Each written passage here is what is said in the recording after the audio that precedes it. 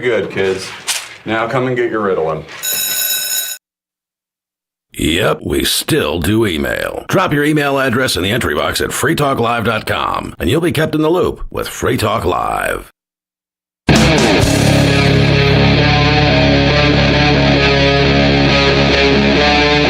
Free Talk Live.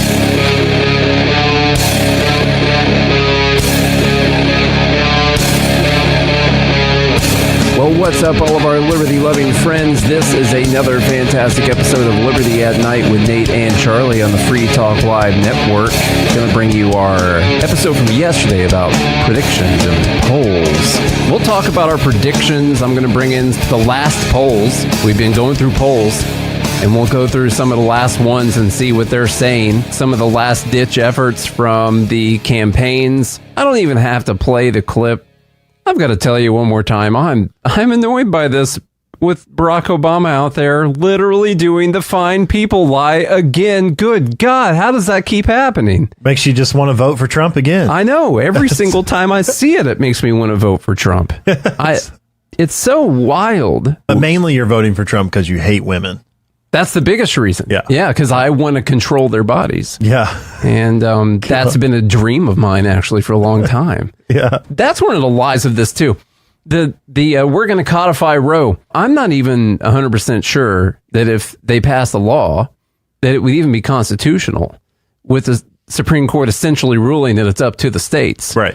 We don't even know for sure that they can do anything about it other than packing the Supreme Court and then going after it to see if it's constitutional. So even that whole, guys, you got to realize, if it weren't for Roe versus Wade getting overturned, Trump wins by 20 points. Like, it's not even close. The only reason we're even questioning what the outcome might be is because of Roe versus Wade getting overturned. That is the only thing they have to talk about. Yeah. That's it. It's literally because women want to make sure that they definitely don't have to take accountability for any decisions that they make. I know.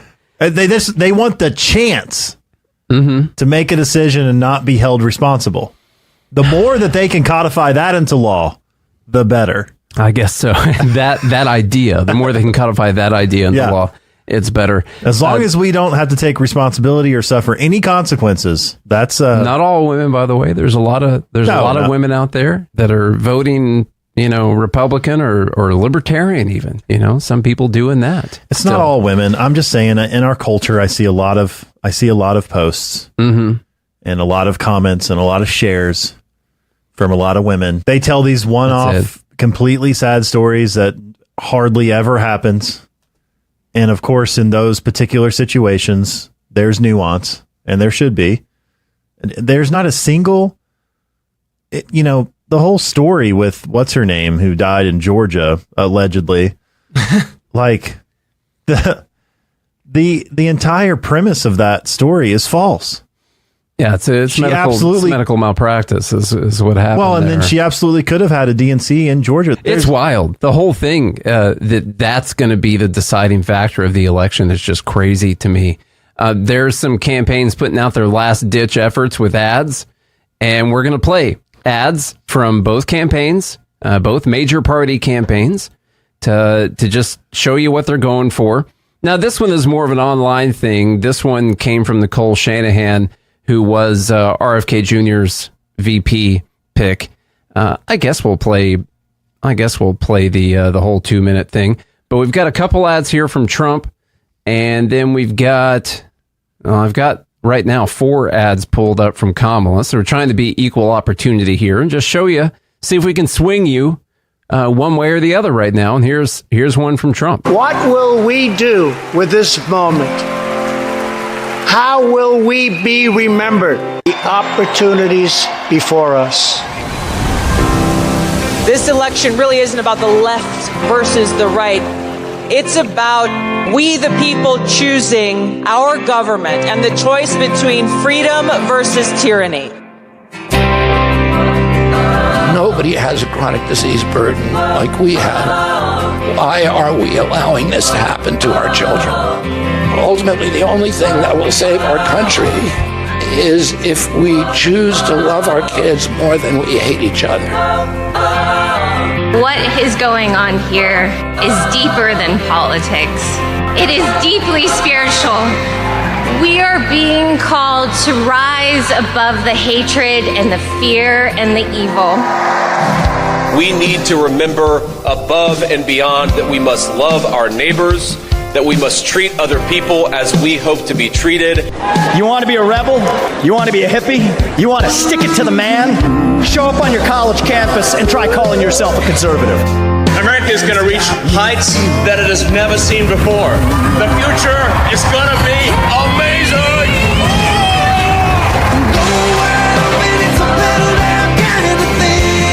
Don't you want healthy children? Don't you want a president that's going to make America healthy again?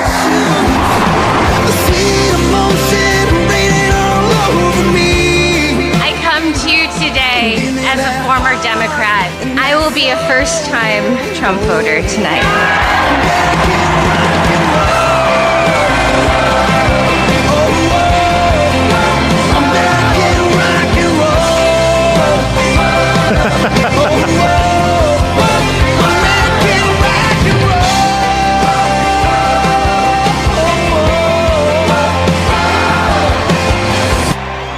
The people dreamed this country, and it's the people who are making America great again. Okay. It's pretty good couple minutes there. Moving. You know, Yeah. it makes you feel good. It's positive. I like all the Trump dance memes, getting everybody getting everybody in the squad. You know, I think ads like this would be really, really good for Trump if they actually, I mean, they could buy the entire commercial break between, during a show and play that entire thing. Mm-hmm. And that'd be very beneficial for him because he's seen as, overly negative and hateful and mean and all that kind of stuff. And that's a very positive, uplifting message. Now, there's a lot of nice pleasantries in there about freedom and liberty and all that. And listen, we're realists over here. Maybe. Okay. Maybe. It's a big maybe. So, that's there's still a lot to be said that, he already had 4 years. Uh-huh. We could have, there's a lot of liberties that could have been established in those 4 years that wasn't done. Mm-hmm. Mm-hmm. So you still have to keep that in mind. And right now we are dangerously, Charlie and I, admittedly dangerously hinging our hopes on one of the things getting done that has been promised. And I think any of those would be a net liberty. That's why, as libertarians, we've been able to just make this decision, I guess. There's a lot of reasons. We've gone through a bunch of reasons. There's other few things. I mean, having I'm saying Elon Musk. I'm saying one of them. Having Elon Musk and Ron Paul. It's a campaign. Tulsi Gabbard is probably one of the best Democrats. She's okay. There is. Except for economics. Yeah. But that's where you have... Real bad on economics. That's where you have Ron Paul and Elon Musk. Mm-hmm. Elon Musk, fan of UBI, but he wants to cut spending. So there are things that Trump did that was really good in his first year. We talked about this. He teamed up with Rand Paul when it came to foreign policy, getting Rand Paul's counsel on some foreign policy decisions. And going through the news, because we were doing a show at that time, it did seem... one specific thing, it did seem like Rand Paul kept us from getting into war with Iran while Trump was president. In Syria. Yeah, he did a lot of bombing in Syria, but not... Well, but that chemical attack, you remember that black flag? Yeah. The Assad. That was during Obama, though, that whole thing. Assad chemicaling his own people? Yeah, crossing the red line. Yeah. Oh, I thought that was during Trump. I think the main thing is he prevented us from going to war with Iran, probably because he was willing to go play golf with Trump. Hey, I guess that's fine. A couple other real short Trump ads, and we'll play some Kamala ads. Would you have done something differently than President Biden? There is not a thing that comes to mind. Kamala wouldn't change a thing, even though her radical agenda costs American lives. Kamala allowed dangerous criminals through our border, including Johan Martinez and Franklin Ramos, charged with gang raping then strangling a 12-year-old girl, destroying innocents, tearing apart communities, and devastating families. And Kamala won't change a thing, so Americans will continue to lose their lives. slightly less positive than the other one. I don't feel overly uplifted. Slightly less positive. Like I did before. Vote for Trump or you're going to lose your life. It's a little different, but those kind of things move people, you know?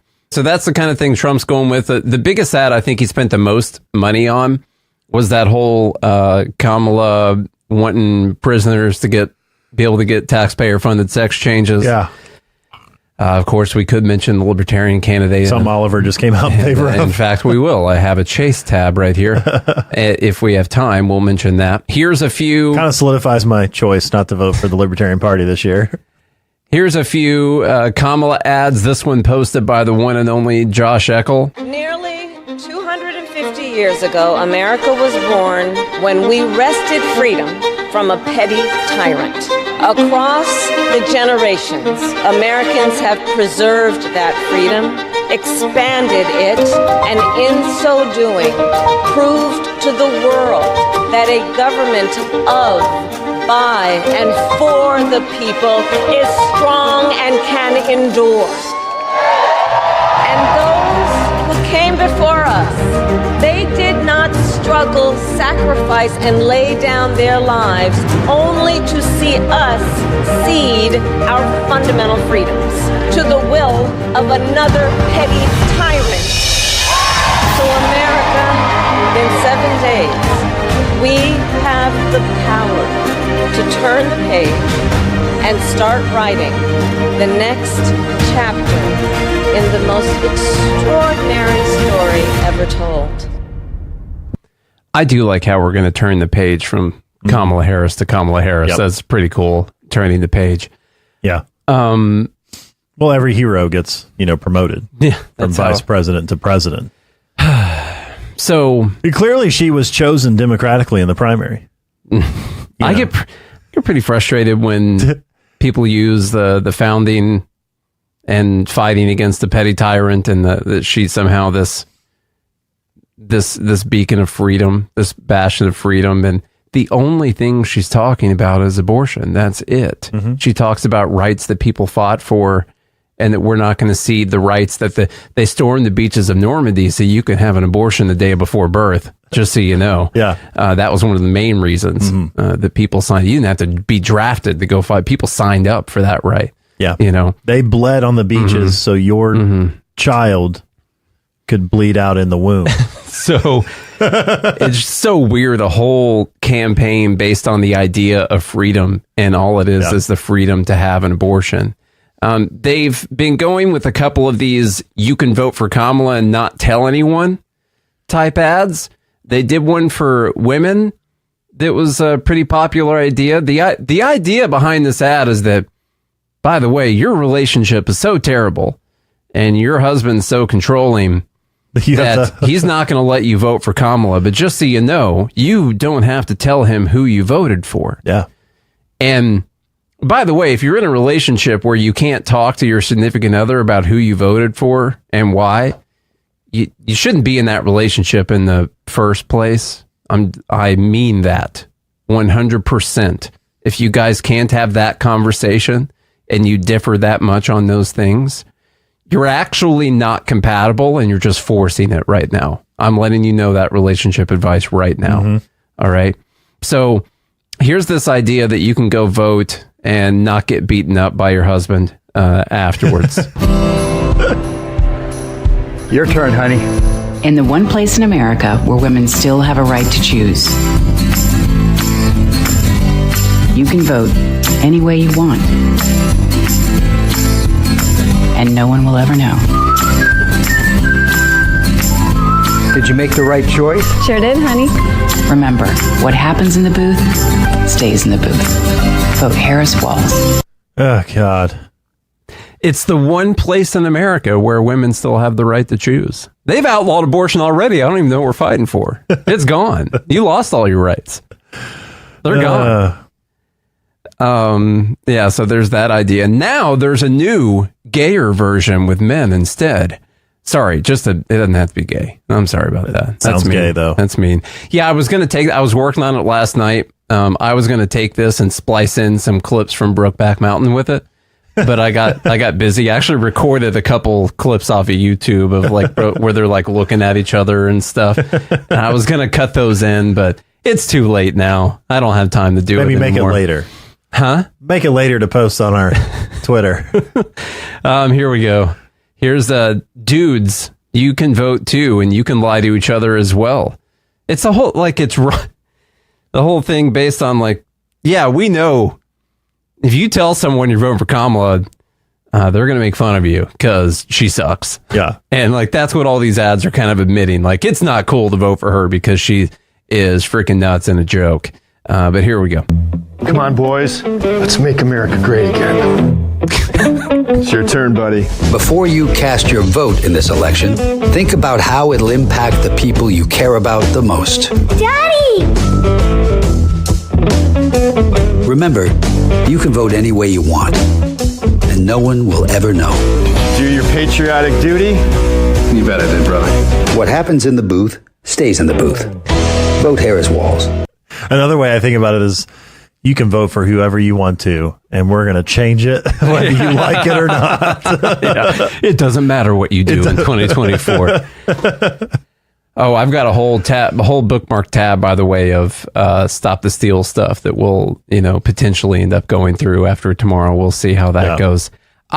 There's something that disgusts me about this and a whole campaign based on the idea that you should be able to kill your kids. And you think about the people that are important to you. Oh, there's the ones I didn't kill. I should do what's good for them. It's so weird to me. Like your family is so important. Your child is so important. Don't disappoint your child. Make sure you vote for someone who says you should be able to kill your child.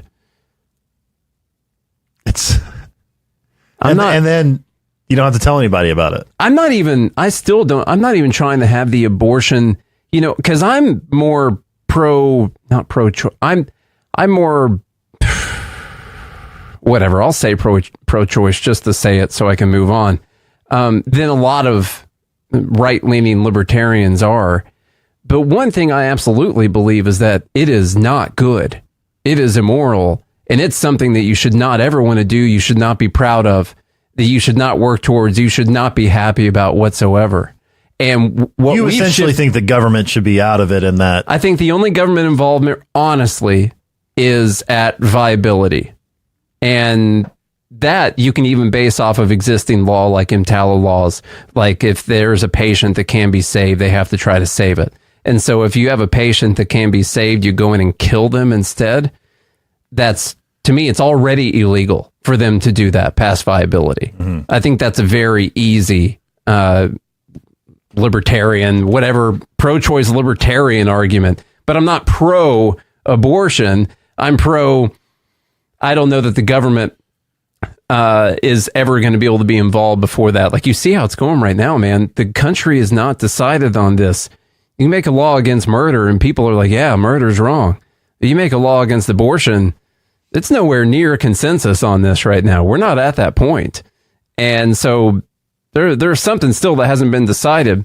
But this shift into it being a moral good is different. That's different. Doing it for your family. Yeah, do it for your family. Yeah. Do it for the kids. Yeah. And the people like, I don't want my daughter to lose the right to kill her kids. Yeah. Oh my God. The problem though is that with abortion, the government, according to the Declaration of Independence, governments are obligated to protect inalienable rights. Mm-hmm. And among the rights afforded to you as a human being, simply because you're human, the respect and dignity that you deserve is the right to just be able to live without somebody killing you for no reason. Yeah. And before you can even take your first breath, they're killing you. And to me, the right to life is the right to not be killed against your will. What is abortion? Way of saying it. Yeah, I know. That's what it is. I know. Now, the problem is you have competing first principle rights, because a woman does own her own body. Mm-hmm. Mm-hmm. That's property rights. She's allowed to say what goes in and comes out. Yeah. And But the thing about it is you can't, you're not allowed to violate someone else's rights to practice your own rights. We'll do a whole episode on abortion sometime because clearly it's not decided yet. Morally, it's not decided yet by our society. And maybe since it's not decided, breaking it down to a state level, a smaller, more local level is better than something national. Now, this is what Ron Paul argued. This is what Antonin Scalia argued, that it's not under the federal purview, regardless of your thoughts on whether abortion, or in my view, murdering kids, should be legal or not legal. It doesn't fall under federal purview. Yeah. It's not a right. It's not the act of abortion is not a right. We're having the wrong conversation. We are. The whole thing is based on the right, and the whole idea that Kamala is going to codify Roe and give it back to the people is not the right conversation, because it might not even be constitutional. Whatever it is that they want to do, it might not even be constitutional. Well, and the problem too, though, is that there's this entire fear-mongering campaign that if you take away the right, if you take away the quote-unquote right to choose, then all of a sudden you're going to have thousands upon thousands of women dying in the streets because they weren't able, because doctors are too afraid to perform a D&C or to operate on an ectopic pregnancy or rape or incest. They create all these scenarios, these fear-mongering scenarios that mostly don't exist. Mm-hmm. So the conversation needs to shift, and we need to take back the moral high ground because it's wrong. Oh, we'll see after tomorrow, probably, where people are actually standing on this. I've got a couple clips here from the media talking about some possible outcomes. Some people on the left kind of signaling some fear on how this might turn out. And then we're going to be given our predictions, and I'll go back through what some of the predictions from the Fed Haters Club, the live group, were as well. And then tomorrow, I guess tomorrow we could do predictions too, because we're not going to know anything by then. I kind of forgot that. But we'll be covering some of the election nonsense tomorrow.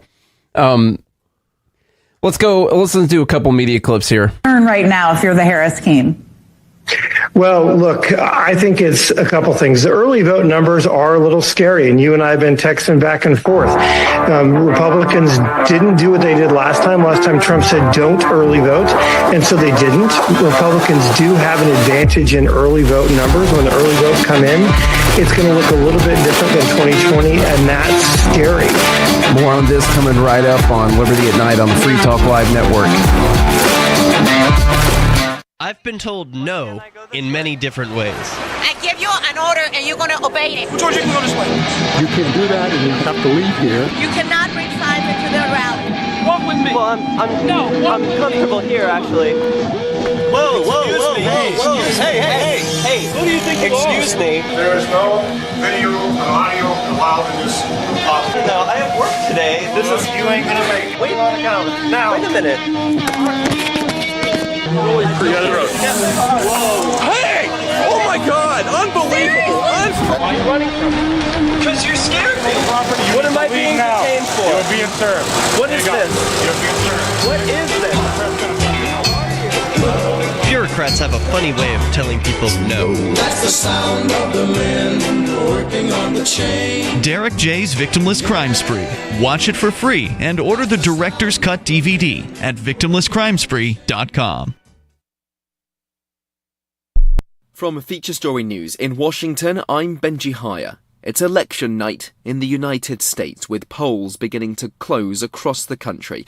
Millions have been casting their ballots for Republican candidate Donald Trump, the former president, or Democrat Kamala Harris, the current vice president. The contest is too close to call and could come down to the state of Pennsylvania. Caroline Malone is there for us in Philadelphia. This is a key city for the Democrats because traditionally it's a city that is won outright by the Democrats, but out in the suburbs, it's more Republican. So if Kamala Harris has any chance of winning, she has to do incredibly well here in Philadelphia. Donald Trump, on the other hand, has been campaigning on Monday in particular out in Pittsburgh and other parts of Pennsylvania, knowing that those are the key areas that he has to win if he has a chance of winning the state. This is a critical swing state for either candidate to win. It's incredibly hard for either of them to become president if they don't win Pennsylvania. So both of them really going all out to make sure they appeal to every voter at that last minute in the rallies on Monday. The United Nations has condemned North Korea for firing multiple short-range ballistic missiles towards its eastern sea just hours before the US presidential election. The launches came days after North Korean leader Kim Jong-un supervised a flight test of the nation's newest intercontinental ballistic missile designed to reach the American mainland. Laura Westbrook reports. At least 7 missiles flew 400 kilometers to an altitude of 100 kilometers before falling in waters outside of Japan's exclusive economic zone. According to Japan's defense minister Gen Nakatani, there were no immediate reports of damage. Kim Yo-jong, the powerful sister of leader Kim Jong-un, condemned the recent military drills by the United States, Japan and South Korea as threats and said they justify North Korea's nuclear reinforcement. South Korean officials have said that North Korea was likely to dial up its military displays around the US presidential election to try to get the attention of Washington. And Benjamin Netanyahu has sacked Israel's defense minister, Yoav Gallant. The Israeli prime minister said he was forced to remove Gallant from his post due to, quote, a crisis of trust between the two men. Giles Gibson is in Tel Aviv. In a brief statement, Benjamin Netanyahu said that full trust is essential in the midst of a war, and that his trust in his defense minister had cracked in recent months. Responding to the decision on social media, Yoav Gallant simply said that the security of the State of Israel was and will always remain the mission of my life. A former senior commander in the military, Gallant has been overseeing the IDF's campaigns in Gaza and southern Lebanon, as well as tit-for-tat strikes between Israel and Iran. Foreign Minister Israel Katz is replacing Gallant as defense minister. From bureaus worldwide, this is FSN. Got Telegram? You can follow our channel there and discuss show prep with other listeners at telegram.freetalklive.com.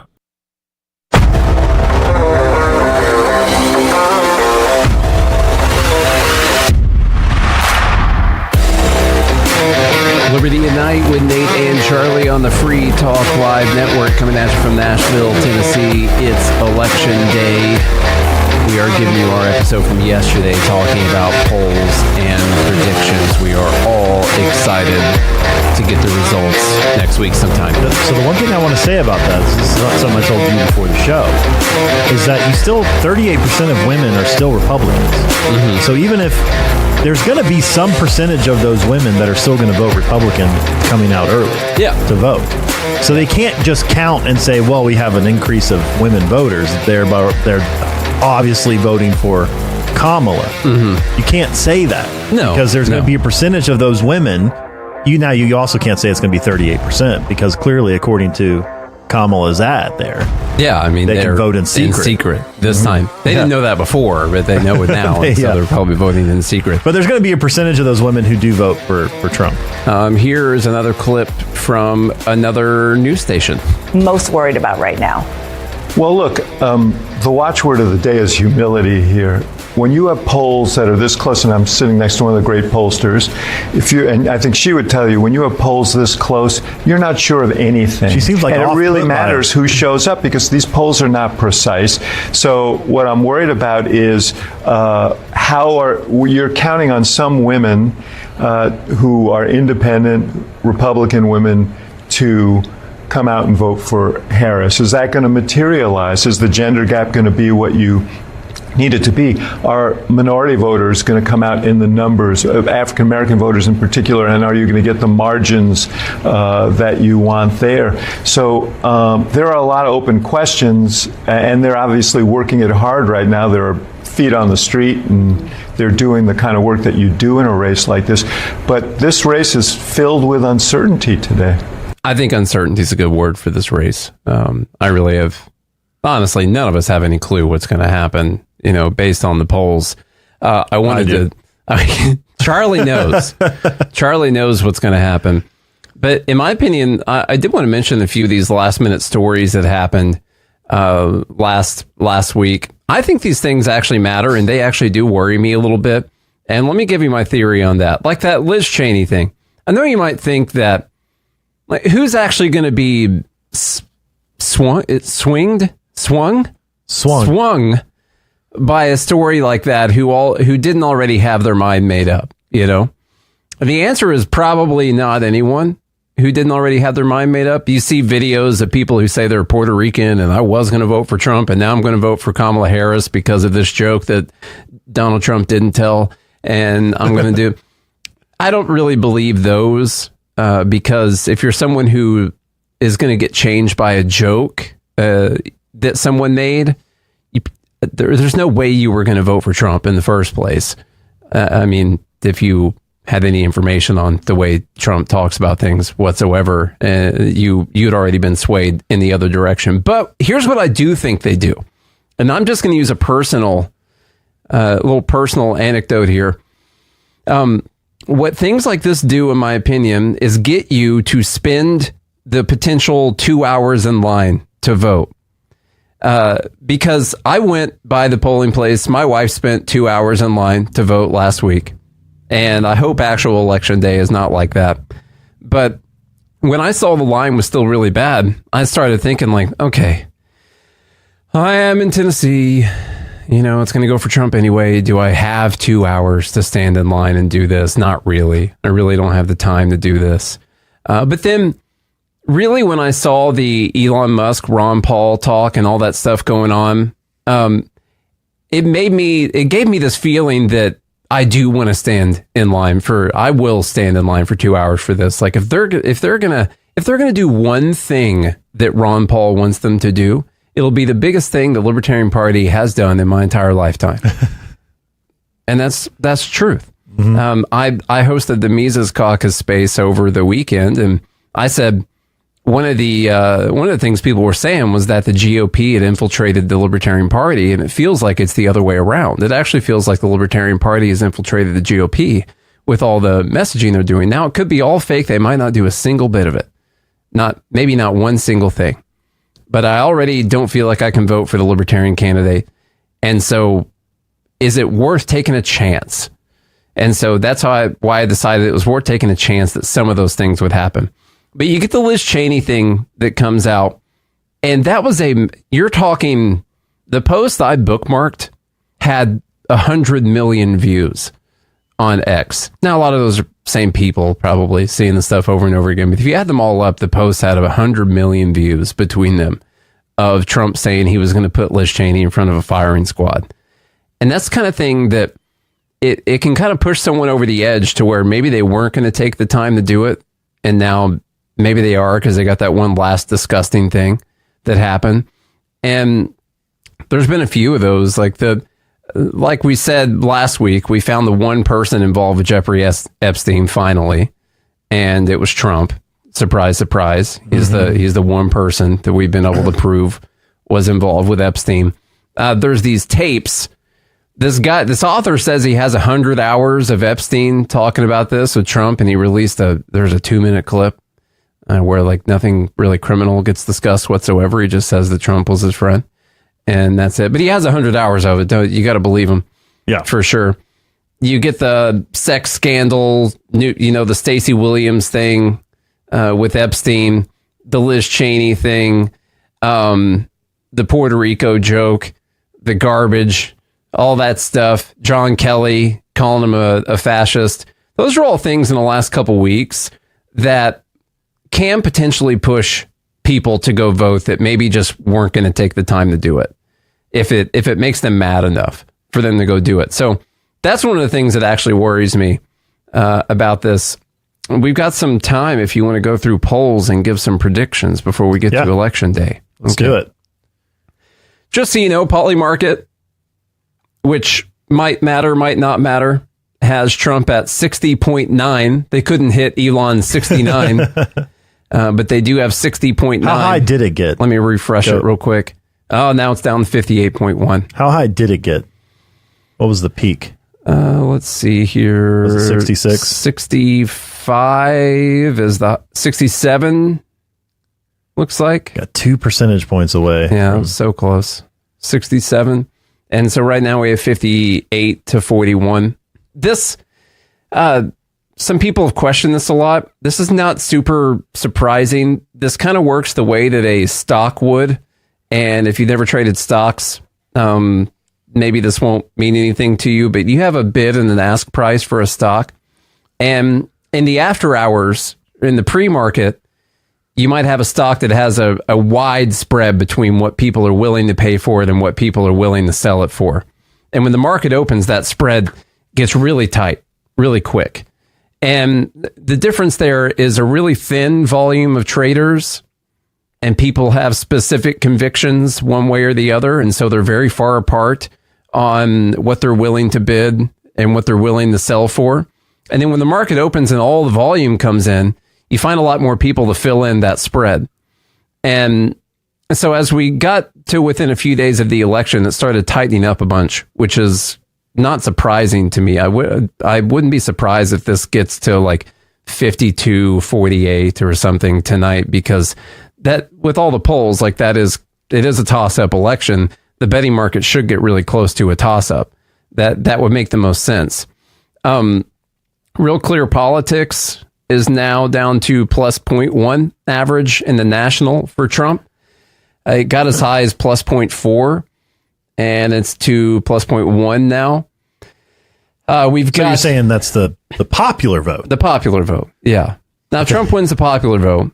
It's very likely he would win enough swing states, but there is a scenario where Trump could win the popular vote and lose the Electoral College, which would sort of be hilarious because then all the people on the left would be arguing in favor of the Electoral College, which they've hated. But then all the people on the right might be arguing in favor of the popular vote.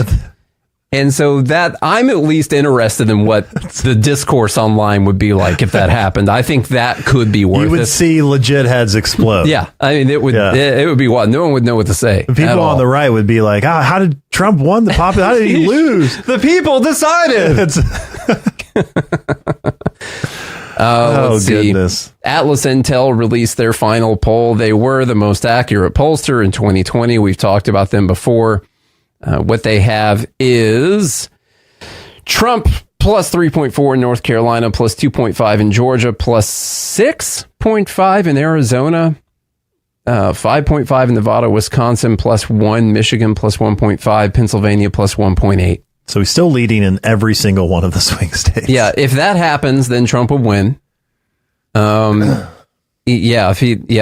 he would win. But even if these close ones, Wisconsin, Michigan, and Pennsylvania, at that point, if he won North Carolina, Georgia, Arizona, and Nevada, then he would still win. He wouldn't have to win Pennsylvania. I'm pretty sure. We'll double check that. But we'll go through sort of what you want to hear. And then I will caution you with a couple things here. I've been showing you guys what the polls said in 2020. We know that they were way off. They had Biden plus 8.4. He ended up winning by 4.4. So way off. And I've been doing these calculations of what happens if they miss by half. And I added one in today. What happens if they miss by a quarter of what they missed by? And even if they miss by a quarter of what they missed by, Trump still wins. He would lose the popular vote, but he would win all of the swing states. The only way that Kamala wins is if the polls are off in her favor. You know, Trump's up in enough of these polls that if they're I'm gonna hold off on the cheating thing until I see some actual evidence of something happening. But the stuff in the media, I know it's not. cheating. Today's Conspiracy Monday. I know it's not cheating. Right. I know it's not stealing. But don't you feel like there's something? I mean, what do you call it when the media runs with just straight up lies about someone? And I mean, you're talking most major news networks. Is that not NBC, not ABC, election CBS. Interference? I don't know what you at the least, because then clearly Fox would probably be guilty of some election interference too. But you have most of the nightly news networks that the normies watch. They turn on to watch whatever that is. They've all lied about so many things, and I know that's not really stealing an election, but there's something very dishonest about it, clearly, because it's lying. It feels wrong, you know? It's like if I promise to help you out with something, if I promise to get you something, do something for you, and I talk about all the reasons I'm going to do it, and I get you to give me the money, you give me that money, and then I just never do anything at all. You know, I didn't really steal your money from you. I got it from you under false pretenses, but I didn't like come up and steal it from you physically. I talked you into giving it to me. Yeah, but they still consider that fraud. That is fraud. Okay, so election fraud then. that's what it is. That's the proper word we were looking for. And I mean, there's so many things, starting with all the way back in 2015, 16 with like immigrants being murderers and rapists. So that was the first one I remember. And back in the OG hoax, where he was talking about MS-13 gang members, and that got cut into immigrants being murderers and rapists. And then it just kind of snowballed from there with the very fine people, which is still happening. My God, it's still happening. Still happening. So if you believe that he called all immigrants murderers and rapists, and that he said that Nazis were fine people, and then that he was going to use the military against anyone who didn't support him and called them the enemy within, which was a question about what should happen if there is massive civil unrest and riots and looting if you were to win. What should happen with those people? That was the question. If you believe he said that he was going to be a dictator on day one, when he said that he would be a dictator, he would sign 2 executive orders that were totally normal executive orders, and then after that, he wouldn't be a dictator anymore. If you believe that he wants generals like Hitler. Yeah. and that he wants to put Liz Cheney in front of a firing squad. I mean, there's just something that really bothers me about those kind of baseline fundamental lies about a specific person, where I wish we were just talking about policies. Well, this to me is one of the stark differences between the campaign, because we tried to come up with, lies that the Trump campaign was running with. And it's like the Democrats, the left can only win if they just hammer home these lies, if they just gaslight you and manipulate you into thinking something that's not true. Mm-hmm. That's the only way that they can win. Yeah. That's it. I want to show you. And it partly works. Yeah, it does partly. I want to show you the concerning part. I was telling you about this yesterday. So Atlas Intel, the most accurate pollster, there's a lot of assumptions that go into these polls. And the way that you get the polls is you have to decide what you think the electorate is going to look like, not just how they're going to vote, because you're going to ask them that. But you have to decide what the makeup of the electorate is going to be before you conduct your poll, your survey of those people. And so the way that you make up that electorate based on demographics and whatever determines the outcome of the poll. And on one hand, people are saying that pollsters are doing something called herding. They've all got herding, like you would herd a cat, like herding cats. Yeah. And with a sheepdog. That they all want to be off together, and they're all just basically saying it's 50-50. So none of them look worse than the other, really. And so possible collusion between the pollsters. I have another theory that when you say that, if they were to say Kamala's up by 8 points over Trump, you might disincentivize people to go out there and stand for 2 hours in line, because it's already showing that she's up by 8 points. And so I can skip it today, I can skip it. And then they see Trump overperforms in that. The person who's showing to be way down in the last couple elections has way overperformed, like an underdog kind of thing. And so this time, what if the people who run the polls have a person that they want to win, and they want to create an underdog scenario to get people out there to vote? I'm not saying that's what's happening, but it's possible for that to happen. By the way, the reason I'm bringing this up is because I will not immediately go with this election is stolen if Trump loses tomorrow. I'll have to see some really clear stuff, but millions of people are going to go with this election is stolen. What if Kamala loses? Are you going to go with this election is stolen? No, man, Trump won that. Come on. Yeah. No, I'm not going to go with it. Well, the left will, though. I will if I see some stuff. It's very possible for it to happen. The left did in 2016. Oh, I know they will for sure. Yeah, they will for sure. It'll be Elon who stole the election. So here's some assumptions they made about what the electorate is going to look like versus 2020 to get these poll answers that show Trump being slightly ahead. All right, so it's these numbers they pick determine the outcome of the poll. They decided that there will not be any more women voting in 2024 than voted in 2020. After Roe versus Wade was overturned, and that's what this entire campaign is about, the polls that show Trump slightly ahead assume that there will not be any more women than there were in 2020 voting. So that's number one. They also assume that there will be less young people voting in this election than in 2020. Even though young people have come out. Yes, the poll. In the early voting. Yes. And Kamala easily wins the young people. They assume there will be less young people this time. And these are the polls that give Trump a slight lead. Slight.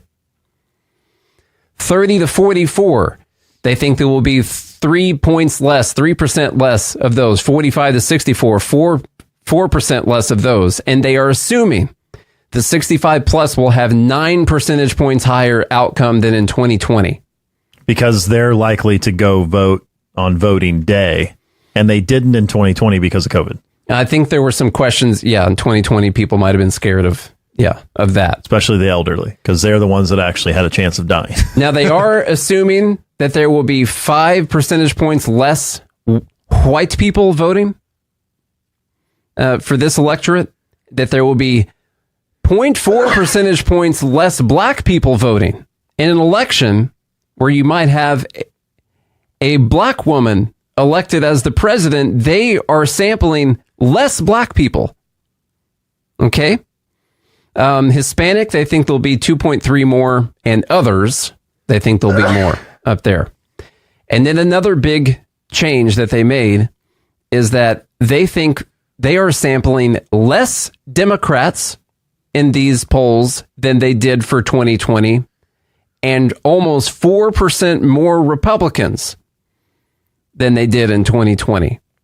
And that is when you have a poll that now it's sampling more Republicans. It didn't change male and female makeup. It's got less young people and more old people. And those polls are showing that Trump has a slight lead. If they're wrong about the makeup of this electorate and any of those big changes, Trump doesn't win.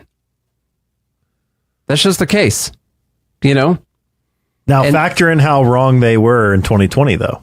I know. And I think they might be trying to make up for it right now, or they might just be trying to craft a poll that shows a very, very close within the margin of error election, because they say, well, the margin of error is 2.2 points. We've got Trump up by 1 something, which means technically we don't have anyone up.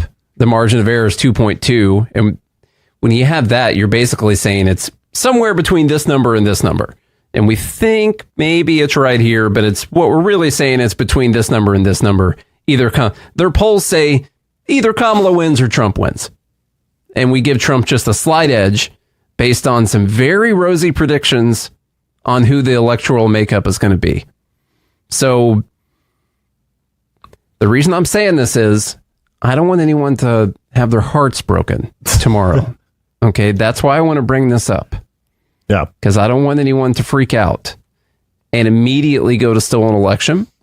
There could be stuff. I'm going to pay attention to it. I've got to, if you see something, say something, send something, tag something for me. But Charlie, what's your prediction? My prediction's Trump. Well, tell me what the mark here. I'll mark up your map for you. Okay. I'll start with Kamala. Okay. I think Kamala wins Michigan.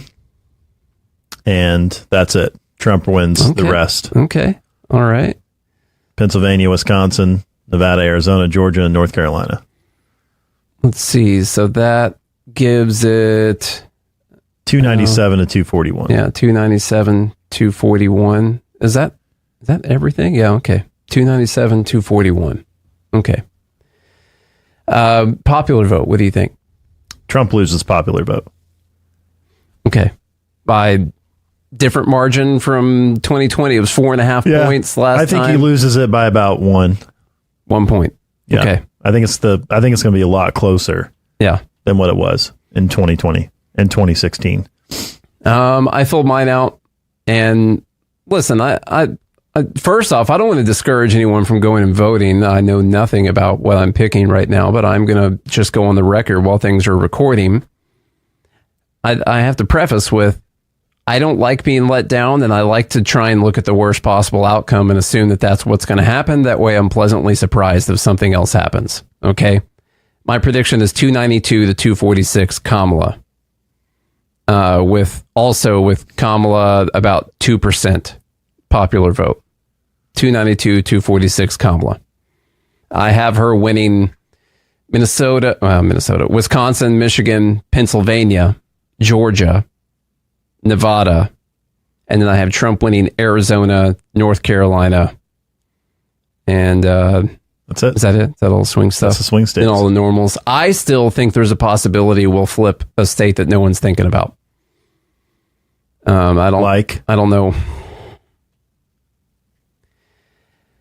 There was that shock poll from Iowa, which ended up being BS, from what I could tell. But sounds like Trump may flip. What is it, New Hampshire? I did see that there was a poll recently done for New Hampshire. It could matter if one of these other things are split, where it was like 270 to 268. I can't remember exactly what has to happen for that to work, but let's see. Nevada, Georgia, 270, 268. That's if Trump wins Georgia, Nevada, Arizona, Harris wins the North, and he wins the South. If he were to somehow flip New Hampshire, then he would win.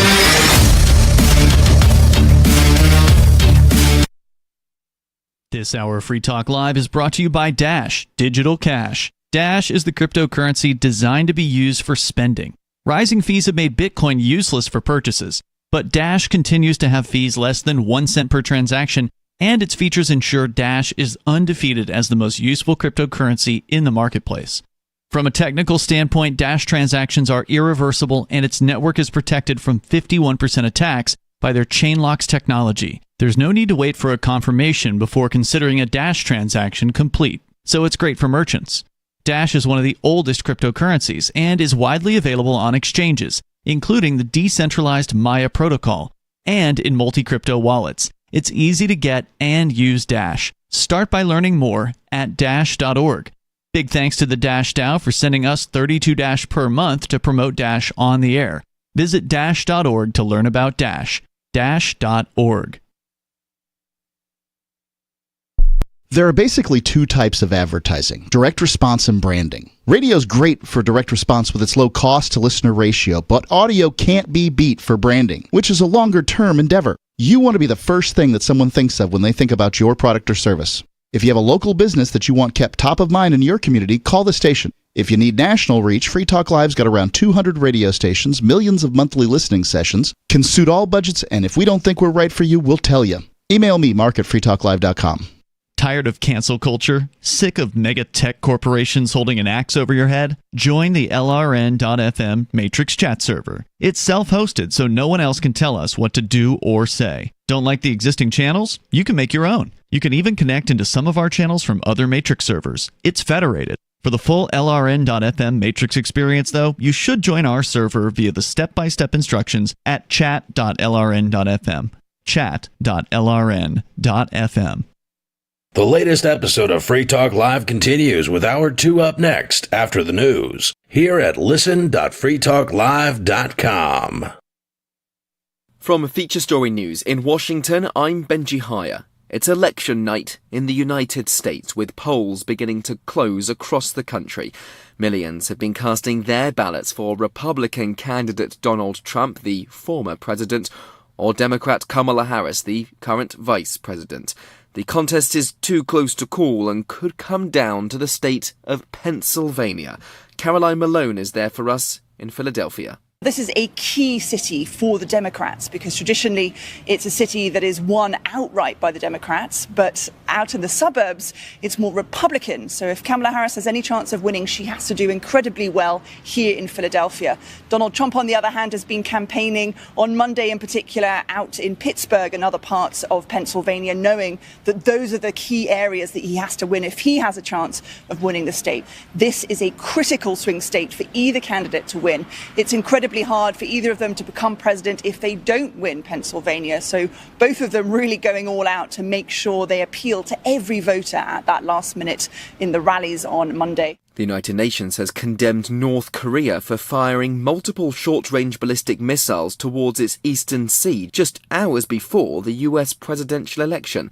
The launches came days after North Korean leader Kim Jong-un supervised a flight test of the nation's newest intercontinental ballistic missile designed to reach the American mainland. Laura Westbrook reports.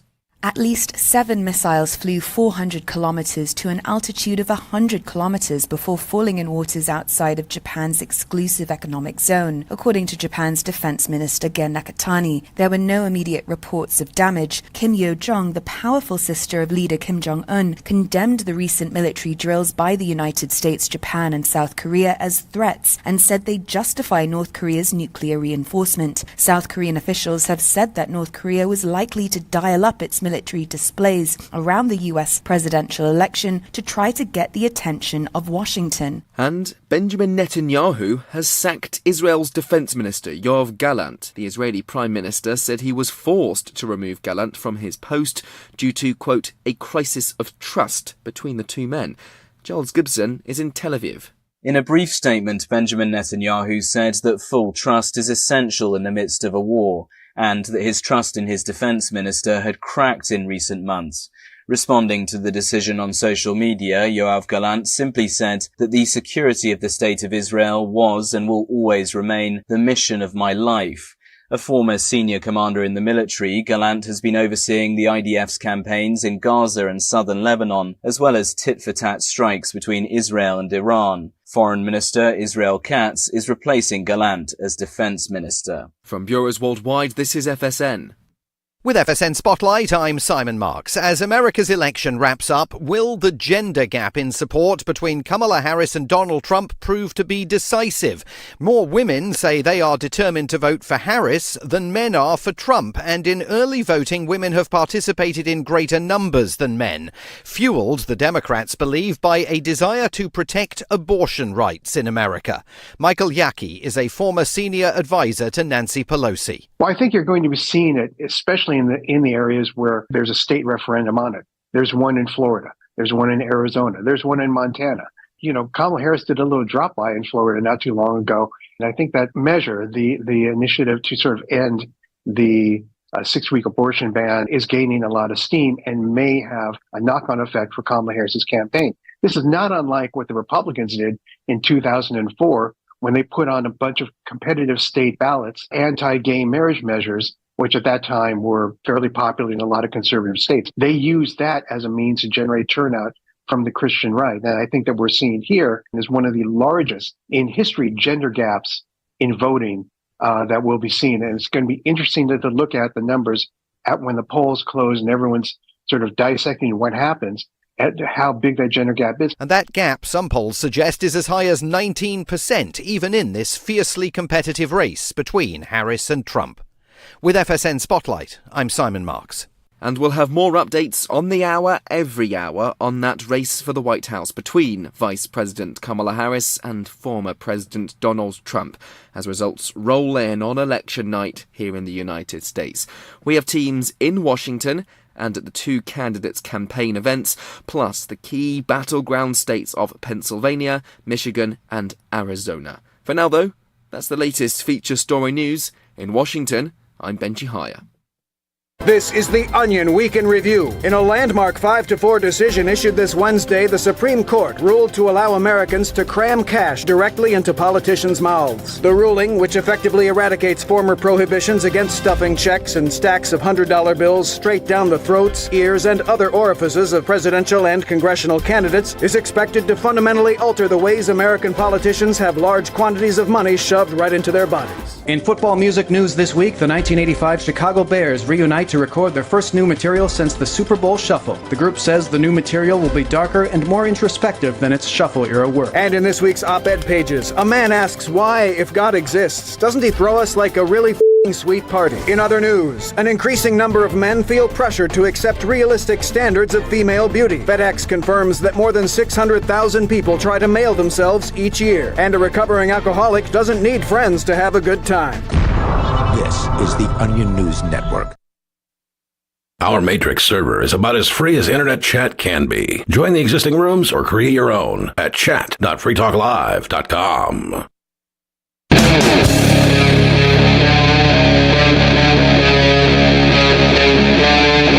Free Talk Live.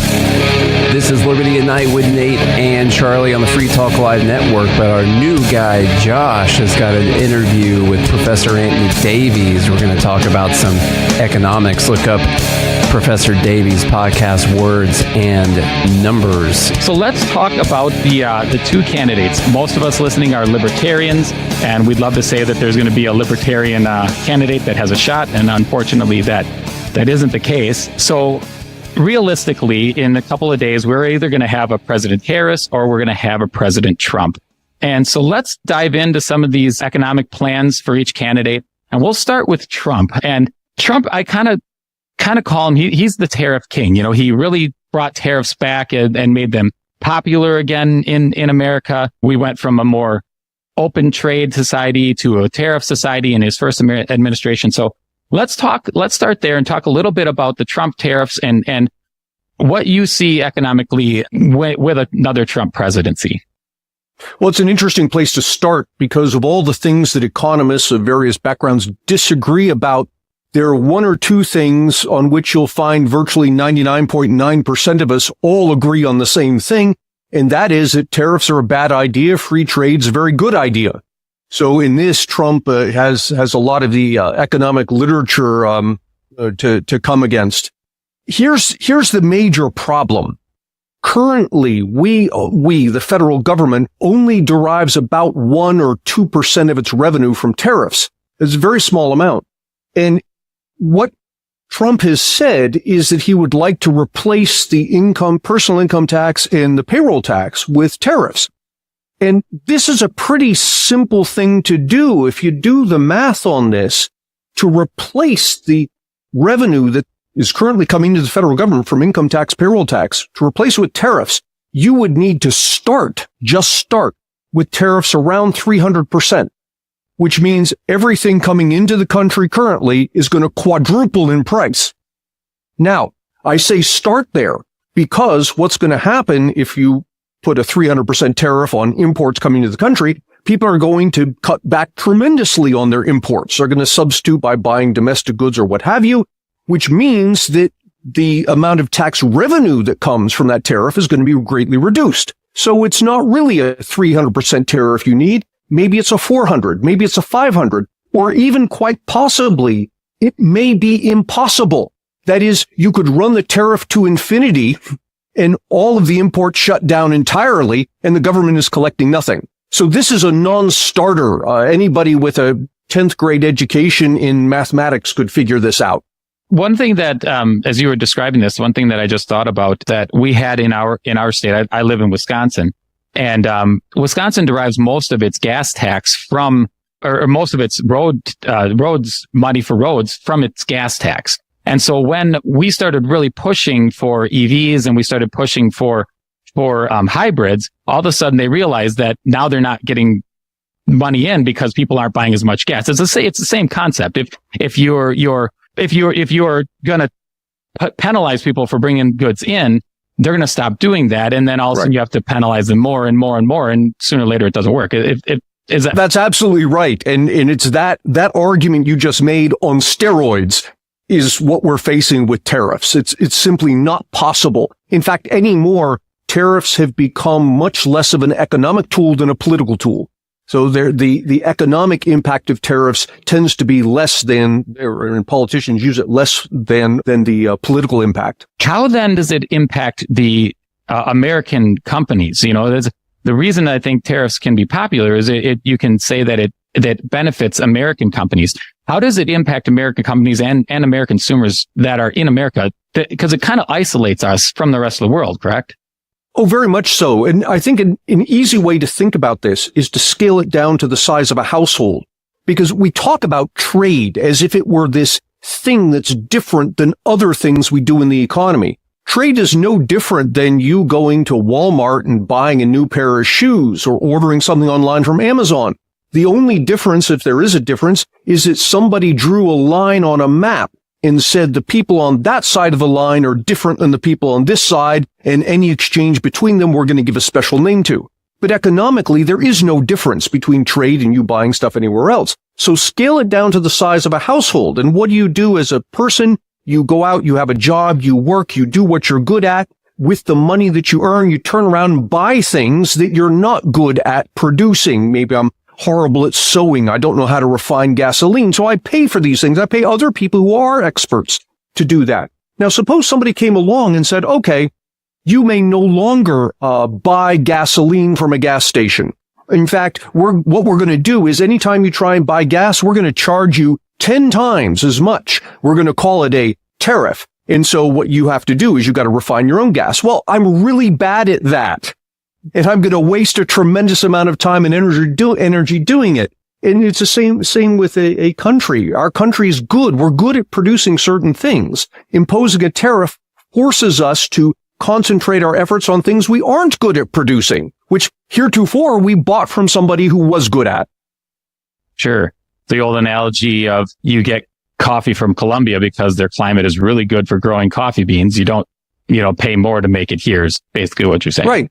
Absolutely. Yeah. The big point he likes to make, though, is that other countries pay the tariffs. Oh, no, the consumers in our country are paying it. It's even worse than you might imagine. Let's take an example. Suppose I can buy a car made in the United States for $30,000. I can buy a foreign car. It comes in. It would cost $30,000, but we're going to slap a $10,000 tariff on it. So now I've got a $40,000 foreign car versus a $30,000 domestic car. I buy that foreign car. I got to pay $40,000. I'm paying the $10,000 tariff. Now you say, well, hang on, buy the American car. But wait a second. How come the American car was $30,000 before? Because it had to compete with the foreign car that was $30,000.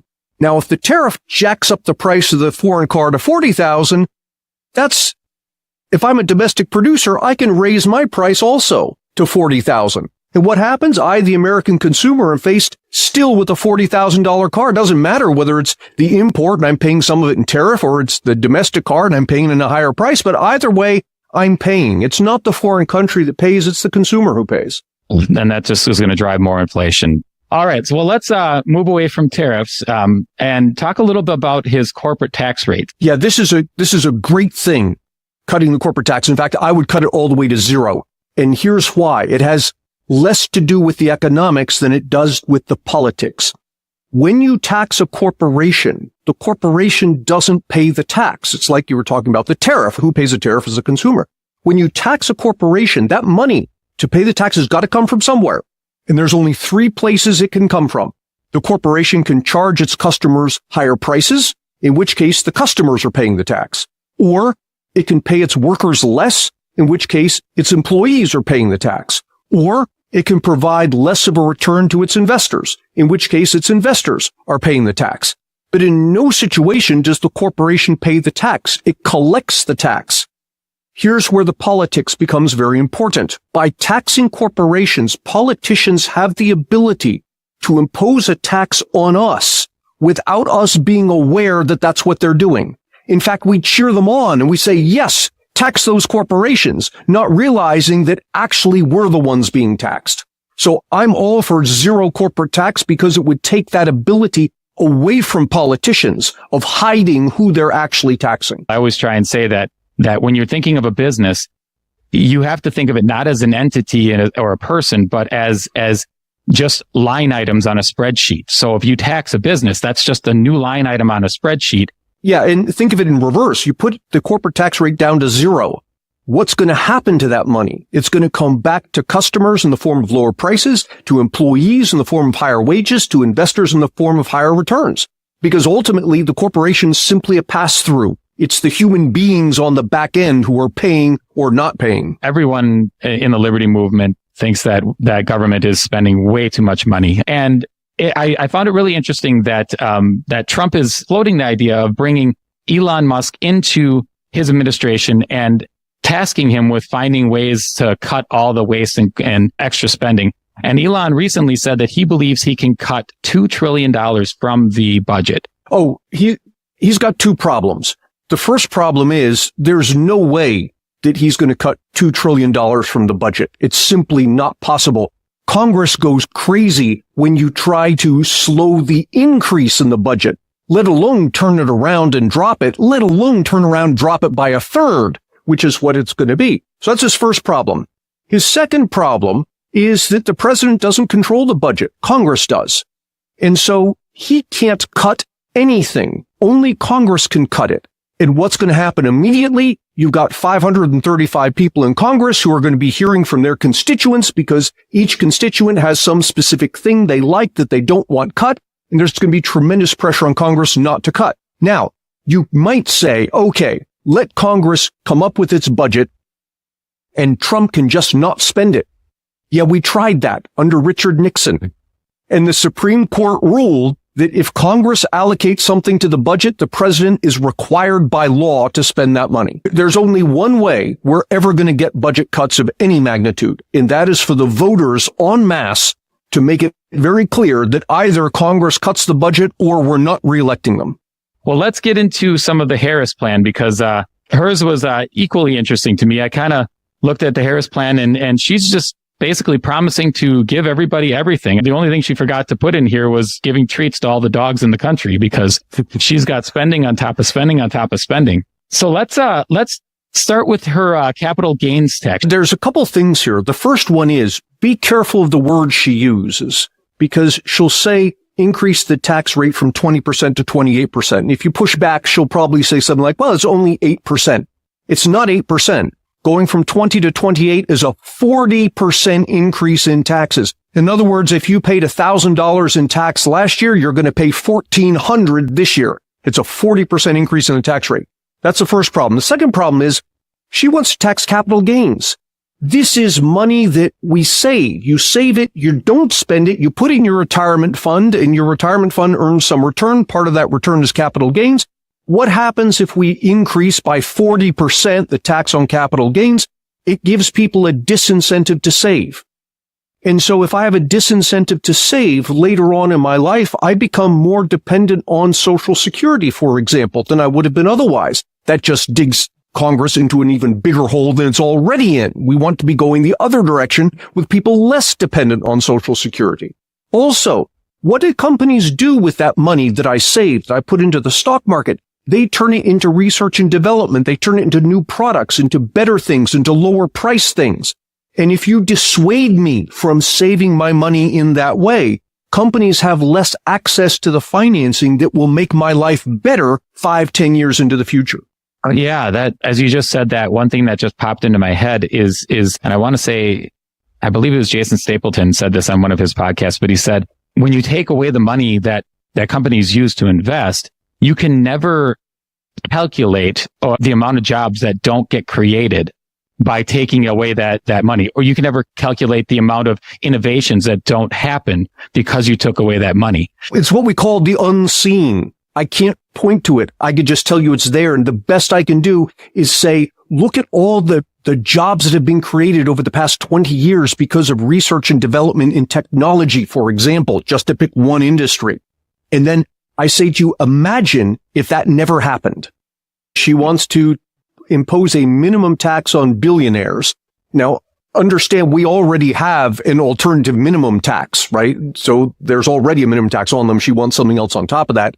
And then she wants to roll back taxes for the rich. And somewhere in there, she talks about taxes on unrealized capital gains, that's just a monster. But let's deal with the other things. Her whole focus here is on taxing the rich, and she will say things like other politicians have said as well, that people need to pay their fair share. Politicians particularly love to talk about people paying their fair share. They never do, however, two things. One is define what is a fair share, and two, ask what are people actually paying. And the reason they don't ask those questions is because they already know the answers. They don't want us to know the answers. And you can find this, just go to Google and look at the Congressional Budget Office. Every year, they calculate how much federal taxes do each of the income groups pay. The bottom 20%, the middle income Americans, the top 1%. What do they pay? And when Congressional Budget Office does this, they don't ask, what does the law say you're supposed to pay? And then there are footnotes about deductions and exemptions and all this stuff. No. They say at the end of the day, when you've done all of your accounting and legal gymnastics and all the dust settles, what fraction of your income did you actually write a check for?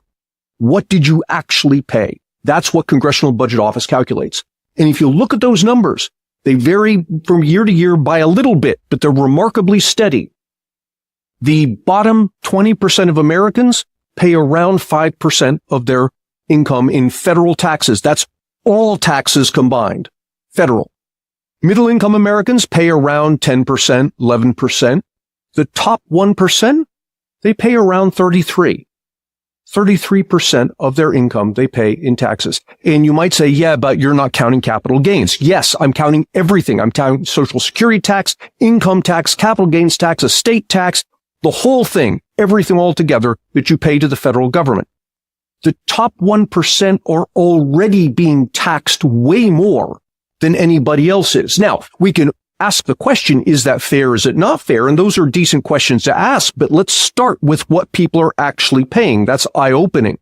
So here she wants to tax the rich more on the basis that somehow they're not paying their fair share, when I would argue they already are.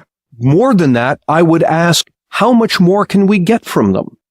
Because the higher you raise their taxes, on the one hand, for existing rich people, you give them an incentive to leave.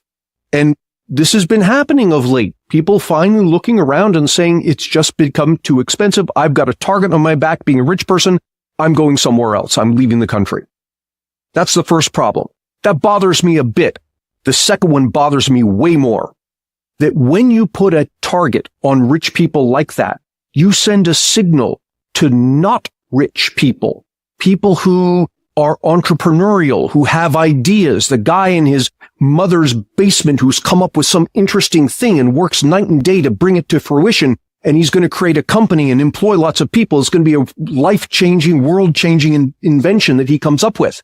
We send a signal to all the people like that who are not yet rich. Don't do it. If you're unsuccessful, well, you pay the price, you go bankrupt. If you are successful, we're going to come after you. All it takes is one person like a Steve Jobs, who at 20 years old looked around and said, you know what? It's not worth it. I'm not going to take the risk to start this company. I'm just going to go get a safe job somewhere. And all of a sudden, an entire industry, multiple industries, don't come to fruition that would have come otherwise.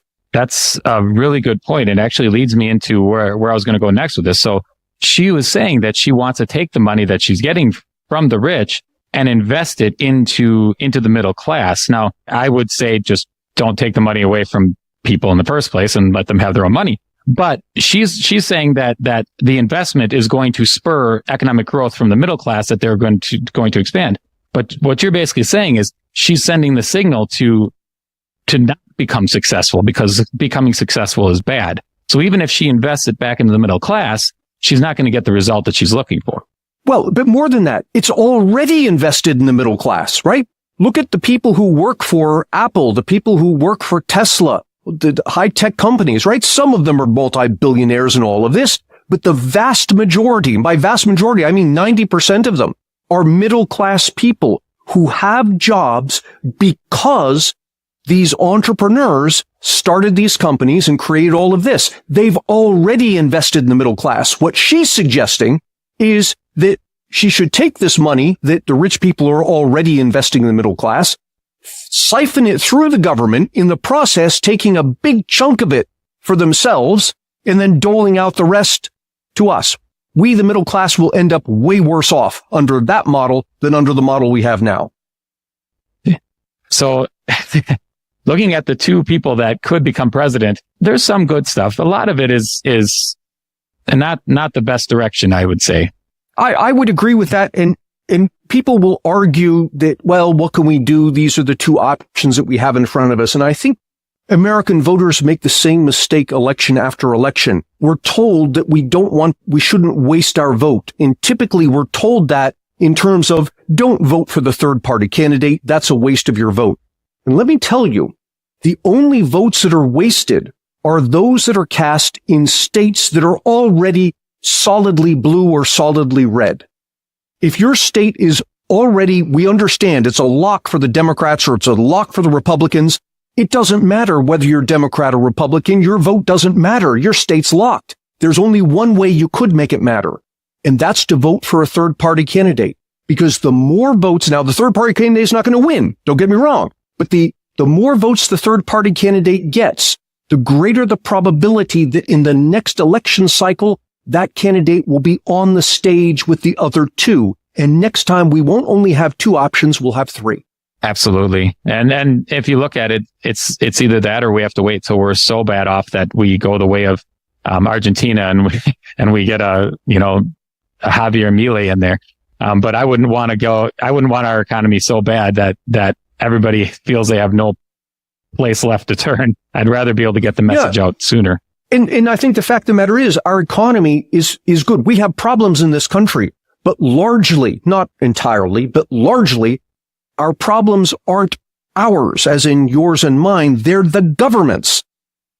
Take the government out of the picture, and the economy in the United States is actually incredibly robust. It's so robust that we can support, although with pain, this $6 trillion boondoggle we have in Washington, D.C. Right. And hopefully someday we can find a way to actually lower that a little bit. Oh, well, thank you very much for breaking all that down for us. I think that everybody is going to be going over it many times over. I have one last question for you. I ask this of everybody. If you had the power to make one change, you have the magic wand and you can make one change that moves us either closer to liberty or opens people's eyes to liberty, what is something that you would do? Yeah, that's a really hard one because you said one, right? I've got like 5, maybe more. I would aim at something that is more practical. And here I'm going to quote my colleague, James Harrigan. This is his idea, not mine, but I think it's an excellent one. And the change is this. Enact a law that says if Congress does not pass a balanced budget, every member of Congress who voted against this unbalanced budget, or I should say voted for the unbalanced budget, may not stand for re-election. Do that, and tomorrow you'll get a balanced budget. That's true, because I think it was Milton Friedman that said you can't elect the right people. You have to incentivize the wrong people to do the right thing. And exactly. They don't care about the budget. They don't care about the economy. They don't care about you and me. They care about getting reelected. So yeah, that exactly. All of that. You, me, the budget, the economy, those are all tools to an end. The end is that the politician gets reelected. On Free Talk Live, we're bringing people to the ideas of liberty every day. From wrestling superstars like Glenn Jacobs. You guys really are having an impact, I believe. Like I said, a lot of where I am now is due to listening to Free Talk Live. You changed my mind on some very important issues years ago. To random people tuning in on the radio. I was kind of stuck in the left-right paradigm. I heard your show by chance on a Saturday night. From there, I went on, joined the Free State Project, and become an amplifier. So, I mean, that's really the reason why I amp is because I know that if it wasn't for you guys being on as many stations as you are, I never would have found the ideas of liberty. You can help more people hear the message of liberty by joining Free Talk Live's AMPS program on Patreon for as little as $5 a month. And you'll get access to special perks. Visit amps.freetalklive.com, amps.freetalklive.com. From Feature Story News in Washington, I'm Benji Hire. It's election night in the United States, with polls beginning to close across the country. Millions have been casting their ballots for Republican candidate Donald Trump, the former president, or Democrat Kamala Harris, the current vice president. The contest is too close to call and could come down to the state of Pennsylvania. Caroline Malone is there for us in Philadelphia. This is a key city for the Democrats because traditionally it's a city that is won outright by the Democrats, but out in the suburbs it's more Republican. So if Kamala Harris has any chance of winning, she has to do incredibly well here in Philadelphia. Donald Trump, on the other hand, has been campaigning on Monday in particular out in Pittsburgh and other parts of Pennsylvania, knowing that those are the key areas that he has to win if he has a chance of winning the state. This is a critical swing state for either candidate to win. It's incredibly hard for either of them to become president if they don't win Pennsylvania. So both of them really going all out to make sure they appeal to every voter at that last minute in the rallies on Monday. The United Nations has condemned North Korea for firing multiple short-range ballistic missiles towards its eastern sea just hours before the US presidential election. The launches came days after North Korean leader Kim Jong-un supervised a flight test of the nation's newest intercontinental ballistic missile designed to reach the American mainland. Laura Westbrook reports. At least 7 missiles flew 400 kilometers to an altitude of 100 kilometers before falling in waters outside of Japan's exclusive economic zone, according to Japan's defense minister Gen Nakatani. There were no immediate reports of damage. Kim Yo-jong, the powerful sister of leader Kim Jong-un, condemned the recent military drills by the United States, Japan, and South Korea as threats and said they justify North Korea's nuclear reinforcement. South Korean officials have said that North Korea was likely to dial up its military displays around the US presidential election to try to get the attention of Washington. And Benjamin Netanyahu has sacked Israel's defense minister, Yoav Gallant. The Israeli prime minister said he was forced to remove Gallant from his post due to, quote, a crisis of trust between the two men. Charles Gibson is in Tel Aviv. In a brief statement, Benjamin Netanyahu said that full trust is essential in the midst of a war, and that his trust in his defense minister had cracked in recent months. Responding to the decision on social media, Yoav Gallant simply said that the security of the state of Israel was and will always remain the mission of my life. A former senior commander in the military, Gallant has been overseeing the IDF's campaigns in Gaza and southern Lebanon, as well as tit-for-tat strikes between Israel and Iran. Foreign Minister Israel Katz is replacing Gallant as defense minister. From bureaus worldwide, this is FSN. You can stick it to the man and big tech. Join our FTL social mastodon at social.freetalklive.com.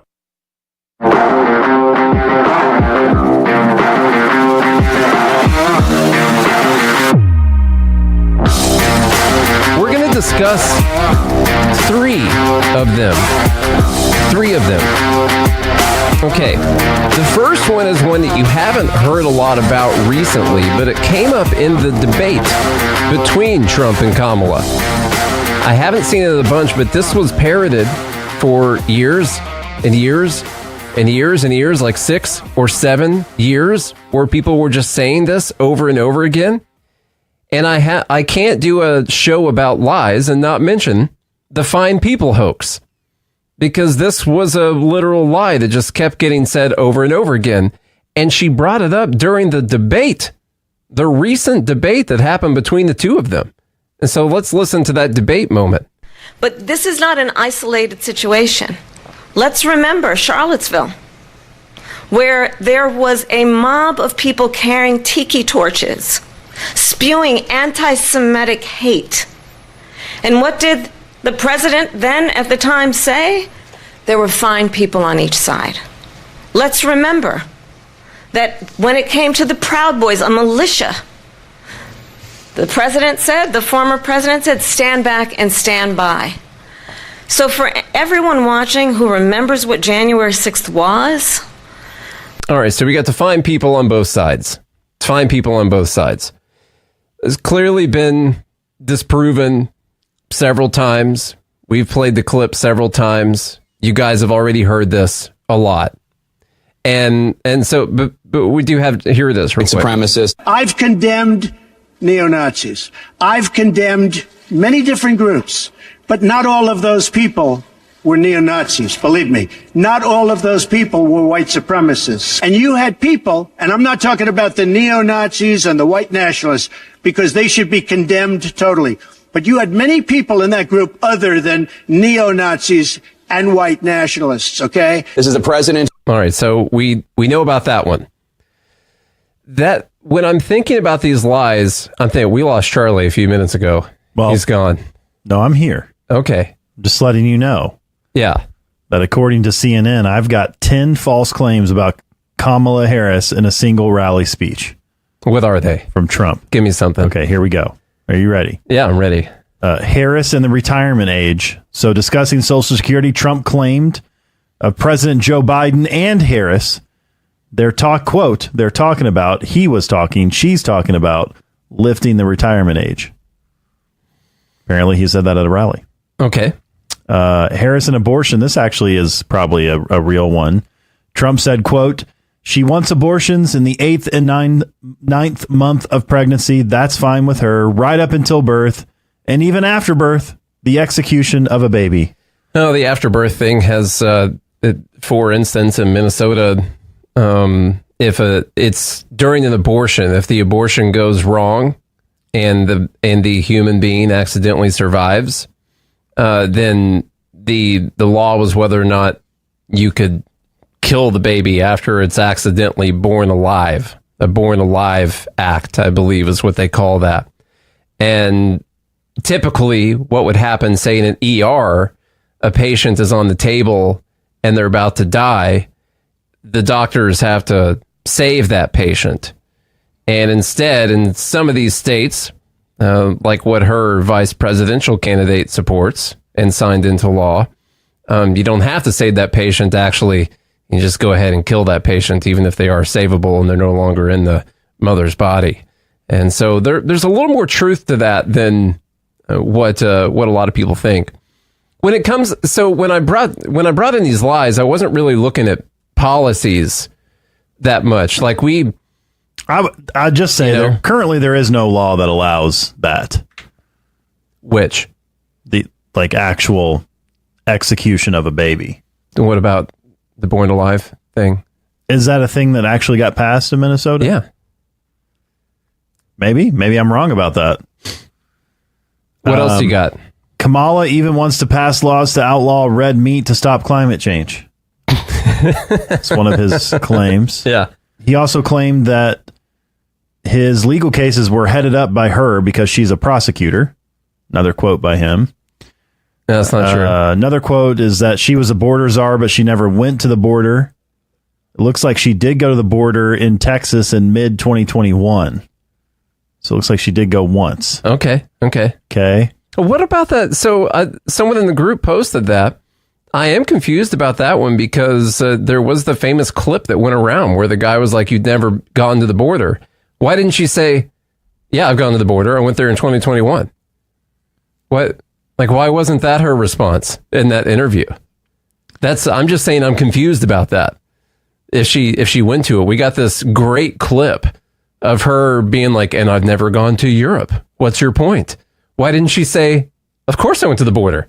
I went there in 2021. What are you talking about? Looks like they're reporting that she did go in 2021. Okay. Anyway, I'm getting this from CNN. I'm trying to be unbiased here. So far, these aren't. Now, if you want to compare these claims to Trump as Hitler, that's the thing. Is that so? I didn't bring in all these little things because, for instance, then Kamala goes out there. I mean, just the other night, and she said that Trump would sign a national abortion ban, and Trump is going to put IVF in danger. And Trump has said several times he's not going to sign a national abortion ban. And not only does he say he doesn't want to put IVF in danger, he says he wants to provide free IVF to people. Like the exact opposite. And so what I'm trying to get down to with these lies are like lies about the person who they are that people think of when they think of that candidate.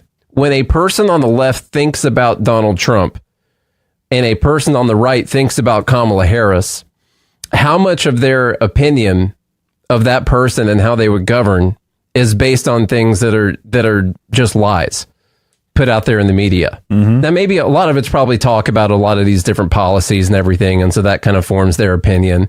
And of course, Trump goes out there and I'm sure he's lied several times or gotten things wrong several times. That's just kind of what he does. I'm not going to deny that. But it doesn't seem to be a constant campaign effort. No.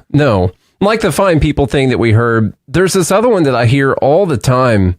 Still, just in that speech we talked about last week, Trump vowed to be a dictator on day one. And they keep using this. I mean, we heard that part of the speech. Here's another post from Kamala. We won't let him. The post says Donald Trump vows to be a dictator on day one. Jamie Raskin was speaking in Congress and says Trump, who promised to be a dictator on day one. This is a big post from Gavin Newsom. Quote from him: I know it's a loaded word, but when you say you're going to be a dictator on day one, look up the definition of fascism. I don't think it's overstating. And so we constantly hear in her speech a couple nights ago, dictator on day one, over and over and over again. You got the Russia hoax thing. They're still going with that. I didn't even bring in Russia. Still going at all. Still going with Russia. So I don't. Was it Joe Scarborough and it was Jake Tapper and JD Vance talking about the Russia thing. Oh, Joe Scarborough in that clip from last week. Yeah. With the Elon Musk thing, because he's been talking to Putin and there's the Russian influence in the election still. People say Trump is trying to build the case for a stolen election. So is the left. They're just doing it in a way more gaslighty way than what Trump is. Trump is like, here's my case for stolen election. It's stolen. They're cheating. They're switching votes. They're not letting people vote. And the left is like already talking about how Russia is influencing the election and how there's this big thing from Media Matters. And I saw Washington Post posted about it, New York Times, about how right-leaning podcasts are misinforming all of their listeners. They're coming after podcasts, by the way. They just have to build the case up about podcasts being dangerous enough that Apple and Spotify and all these people have got to start censoring podcasts. It's gonna happen. Yeah, eventually. Of course. Yeah. So, yeah, there's a lot of that stuff going on. The dictator on day one is Rogan is dangerous. Yeah, he is. Yeah. Like the fine people thing, you have a video of him saying the thing. Okay, and so someone makes a claim about it, and then you have a video. You got evidence of what he actually said. And so he did say he was going to be a dictator on day one. That's totally correct. And by dictator, he said that he was going to sign 2 executive orders. And that was it. Biden signed 17 on his first day in office, by the way. He named 2 executive orders that he was going to sign his first day in office. And that's what he literally says, I will be a dictator because I'm going to sign 2 executive orders. Obama said he had a phone and a pen. Remember? And guys, that is literally the basis. We'll play the video, and then I'll say that dramatically. The presidency into a dictatorship. Moderator Sean Hannity asking Mr. Trump if he had any plans to abuse his power or break the law if he were reelected, or to seek retribution against others. We love this guy. He says, you're not going to be a dictator, are you? I said, no, other than day one. We're closing the border, and we're drilling. After that, I'm not a dictator, okay? The Biden campaign quick to respond, writing in a statement, quote, Donald Trump has been telling us exactly what he will do if he's reelected, and tonight he said he will be a dictator on day one. Just days ago. So this is what I mean. Can you think of a lie like this that the Trump campaign is saying about Harris? I'm serious. No joke. Okay. I looked it up from CNN to see what I could find. I'm not kidding around here. Because here's the thing. I'm trying not to be biased because I announced that I'm going to vote for Trump for the first time in my life. Sell out. And because I think the left is way more dangerous. I think we have to squash the lies. And so, but in an effort to still remain true to my principles and be unbiased, I still don't like Trump as a person, but I'm trying to actually find, and I've read through the top 10 lies that CNN said they came up with based on Trump's Trump's rallies. And all of them seem to have a little bit of truth in them. And it doesn't appear to be a full-on campaign media advertising spin. When you look at Kamala Harris's advertising on TV, even they go with this dictator on day one stuff, and they go with Russia stuff. They go with known blatant lies, and the media runs with it. I know. What I was going to say earlier is that, guys, that video I just played you, that line, the 10 seconds you heard, is the basis. Every single time Kamala says he vowed to be a dictator on day one, it is the line with Sean Hannity where he said, except for day one, I'm going to close the border and we're going to drill, baby, drill, or drill, drill, drill is what he actually said. And that was it. He said he was going to close the border and he was going to start drilling for more oil. And since he said the word dictator and that I will be a dictator on day one, they just ran with that. Now, maybe that's just dumb on his part to say he would be a dictator on day one. But if a president signing executive orders on day one makes him a dictator, then we've never had a non-dictator president.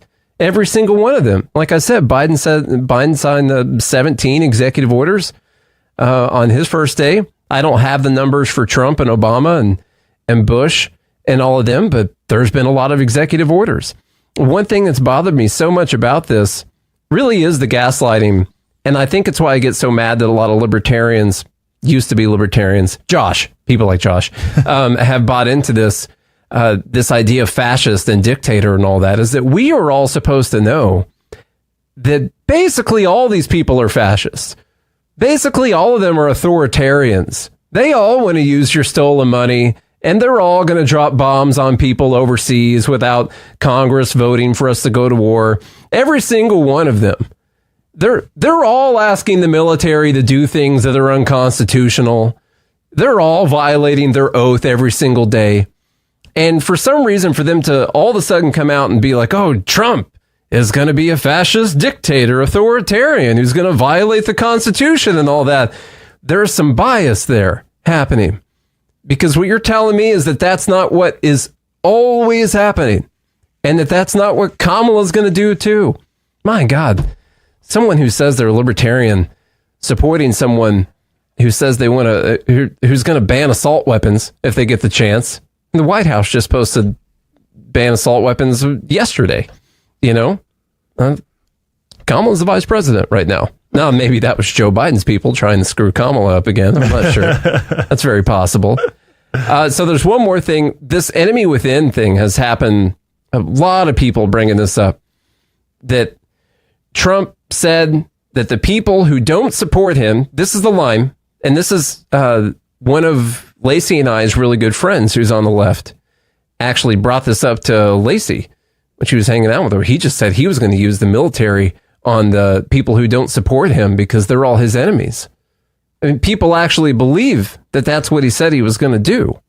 He said that they were the enemy within, and he's going to use the National Guard and the military to go after them. Kamala posts about it all the time. She says it in every single speech. People repeat it over and over and over again. She said Donald Trump has stated that one of the biggest threats America faces is the enemy from within. Now, it's not like they've been going after people that they call domestic terrorists because they don't like the government. You know, that kind of sounds like an enemy from within, but yeah. Whatever. He said that as president, he would use our military to go after those who don't support him. All right. Use the American military to go after American citizens. Let that sink in. Mm-hmm. Let that sink in. Now, there's a clip of this, and I guess a little bit of context is important. It was a Fox News interview, and they're asking him about unrest on Election Day and whether or not he's worried about things getting crazy on Election Day, especially if he wins, and what would happen. And I'll just play the clip for you. Are you expecting chaos on Election Day? No, I don't think so. Not from the side that votes for Trump. But I'm just wondering if these outside agitators will start up on election day. Let's say you win. I mean, let's remember, you've got 50,000 Chinese nationals in this country in the last couple of years. Yeah. You have people on the terrorist watch list, 350 in the last couple of years. You've got, like you said, 13,000 murderers and 15,000 rapists. Right. What are you expecting? Joe Biden said he doesn't think it's going to be a peaceful election day. Well, he doesn't have any idea what's happening in all fairness. He spends most of his day sleeping. I think the bigger problem is the enemy from within, not even the people that have come in and destroying our country. By the way, totally destroying our country. The towns, the villages, they're being inundated.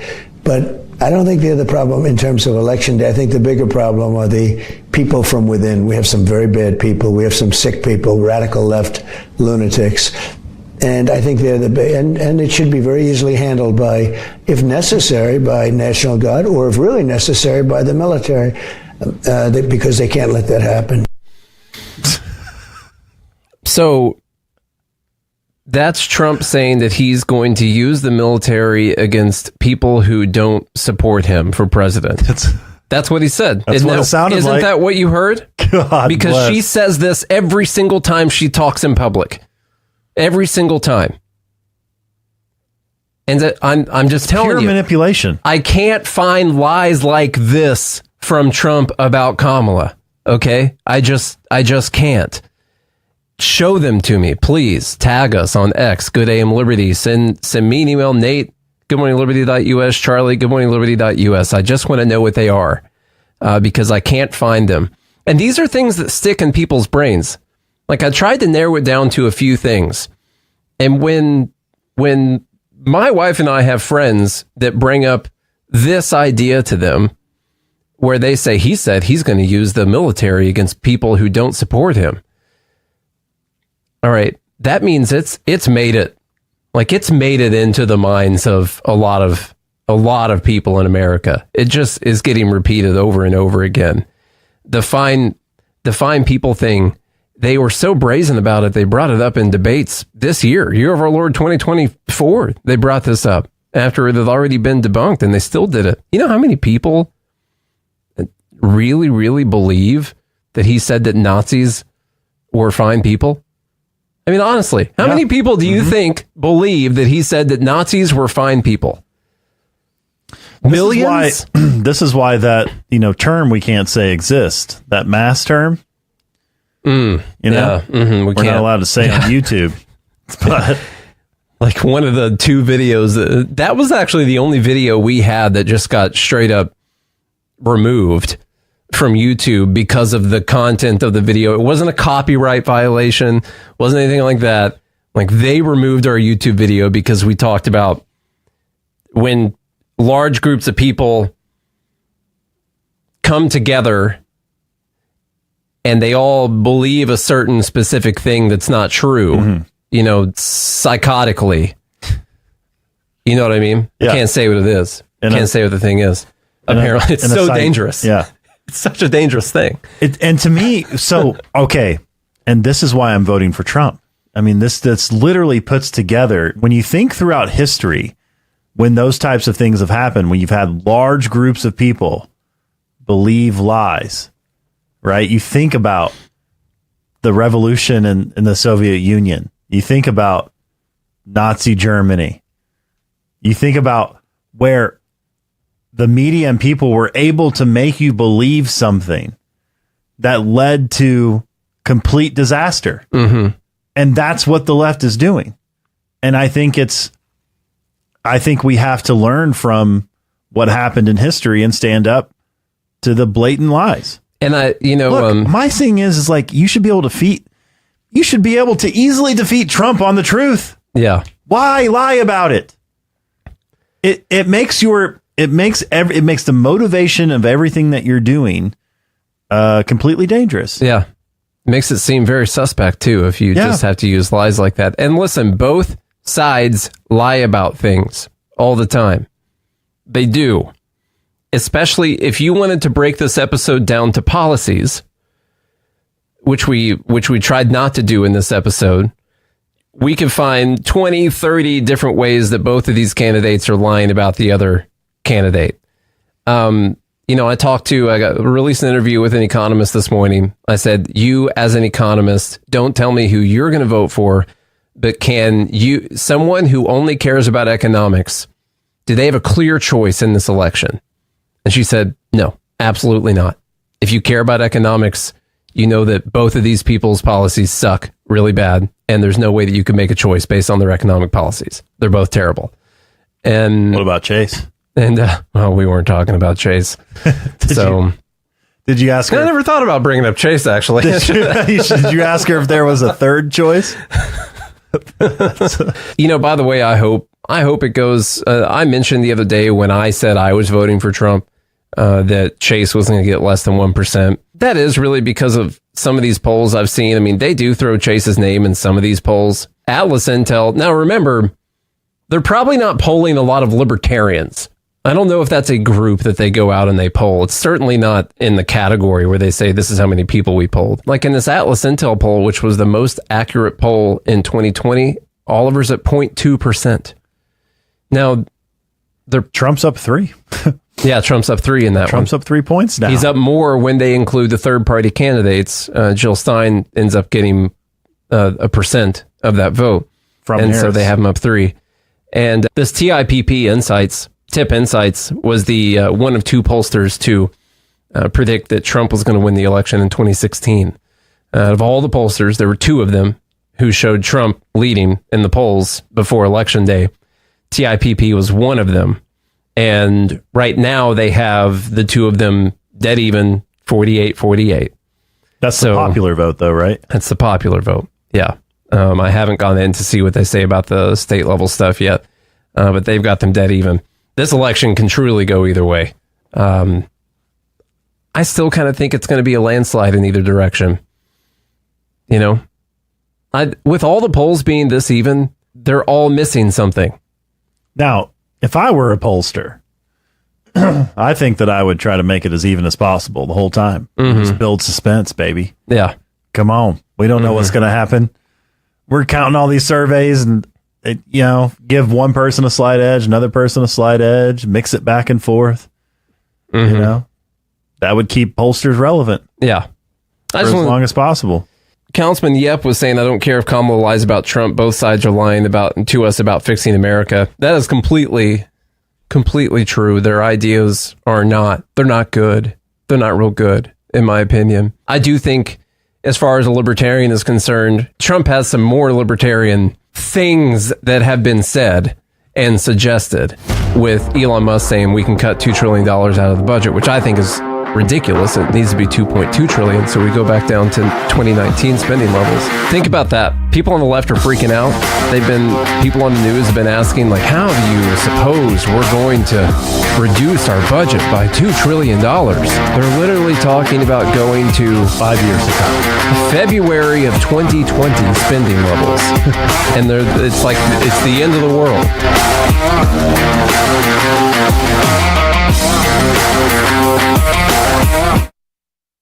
Join liberty-minded voluntarists, anarchists, and libertarians from June 13th through the 16th for the 8th annual Fork Fest at Rogers Campground in the beautiful White Mountains of New Hampshire.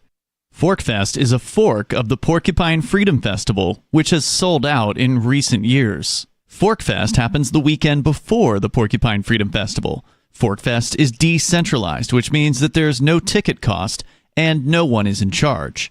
All you have to do to join the fun is reserve your camping site, RV site, or motel room with Rogers Campground for June 13th through the 16th.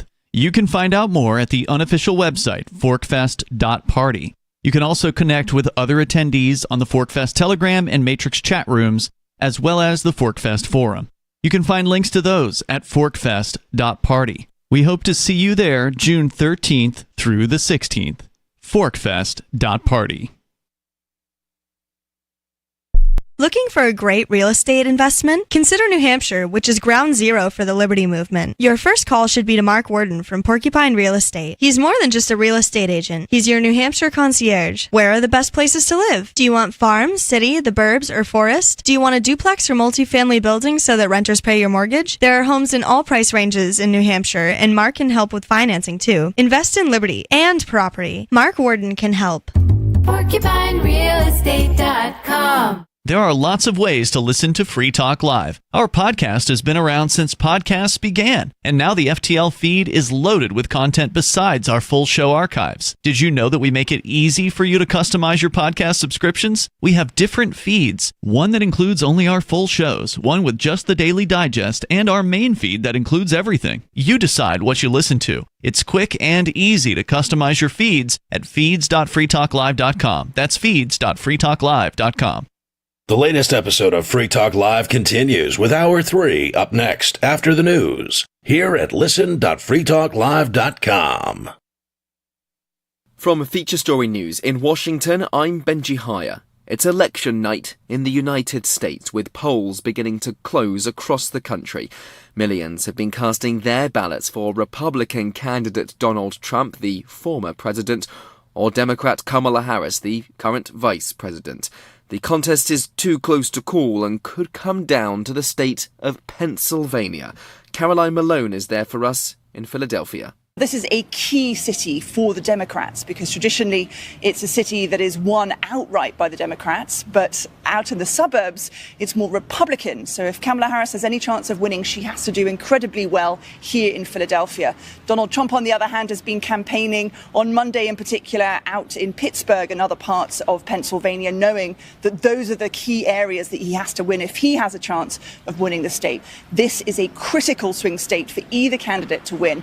It's incredibly hard for either of them to become president if they don't win Pennsylvania. So both of them really going all out to make sure they appeal to every voter at that last minute in the rallies on Monday. The United Nations has condemned North Korea for firing multiple short-range ballistic missiles towards its eastern sea just hours before the US presidential election. The launches came days after North Korean leader Kim Jong-un supervised a flight test of the nation's newest intercontinental ballistic missile designed to reach the American mainland. Laura Westbrook reports.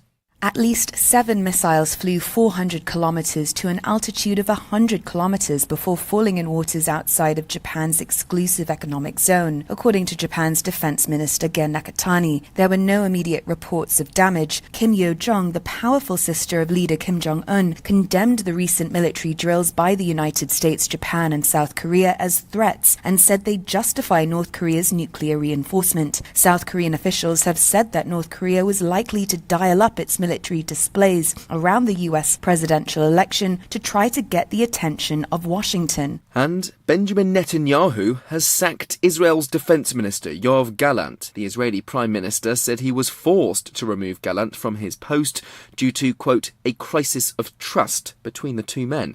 Charles Gibson is in Tel Aviv. In a brief statement, Benjamin Netanyahu said that full trust is essential in the midst of a war, and that his trust in his defense minister had cracked in recent months.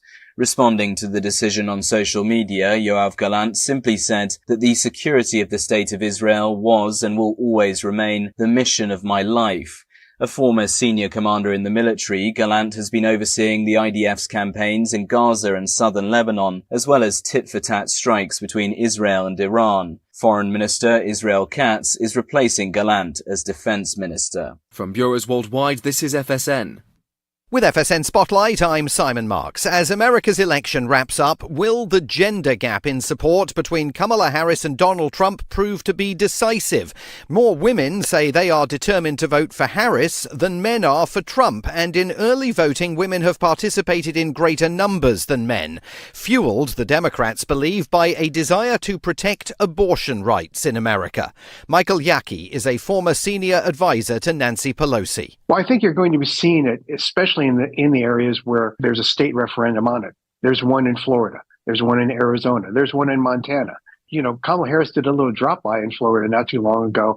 And I think that measure, the initiative to sort of end the 6-week abortion ban, is gaining a lot of steam and may have a knock-on effect for Kamala Harris's campaign. This is not unlike what the Republicans did in 2004 when they put on a bunch of competitive state ballots, anti-gay marriage measures, which at that time were fairly popular in a lot of conservative states. They used that as a means to generate turnout from the Christian right. And I think that we're seeing here is one of the largest in history gender gaps in voting that we'll be seeing. And it's going to be interesting to look at the numbers at when the polls close and everyone's sort of dissecting what happens at how big that gender gap is. And that gap, some polls suggest, is as high as 19%, even in this fiercely competitive race between Harris and Trump. With FSN Spotlight, I'm Simon Marks. And we'll have more updates on the hour, every hour, on that race for the White House between Vice President Kamala Harris and former President Donald Trump, as results roll in on election night here in the United States. We have teams in Washington and at the two candidates' campaign events, plus the key battleground states of Pennsylvania, Michigan and Arizona. For now, though, that's the latest feature story news. In Washington, I'm Benji Hire.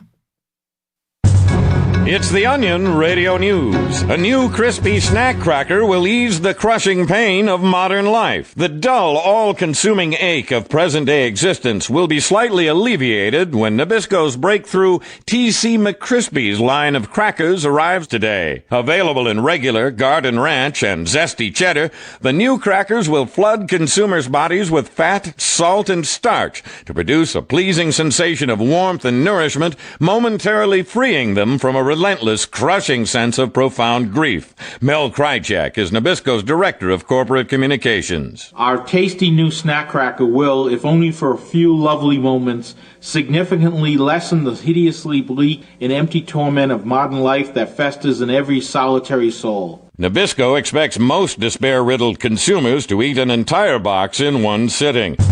Doyle Redland for The Onion Radio News, online at theonion.com. Don't miss a moment of Free Talk Live. Get our archives daily via our podcast at feeds.freetalklive.com.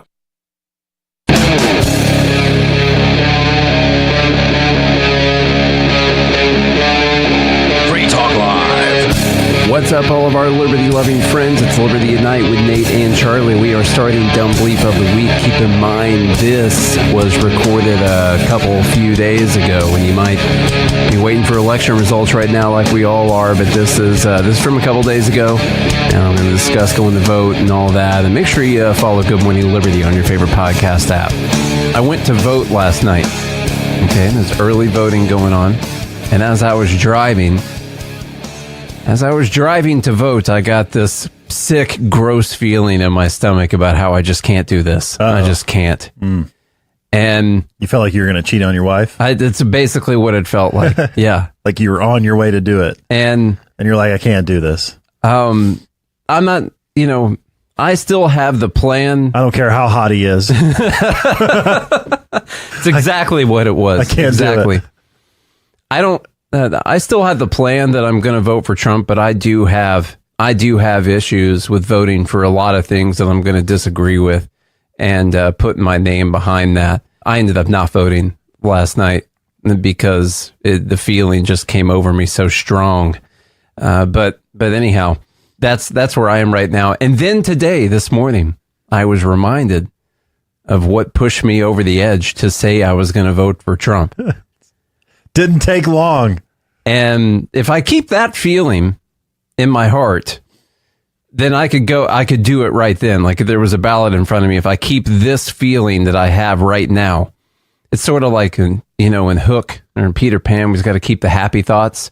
I have to keep the angry thoughts. And if I keep the angry thoughts in my heart, then I could probably convince myself to go and do it. So this morning I open up X and I see clips from Donald Trump's interview, speech, Tucker Carlson event that happened yesterday. And I see, since our feed is almost everyone on the left, almost all left, 90% left probably in our feed, I see the reactions to a clip. And I'll just tell you what all the reactions are. Ed Krasenstein says, wow, just wow.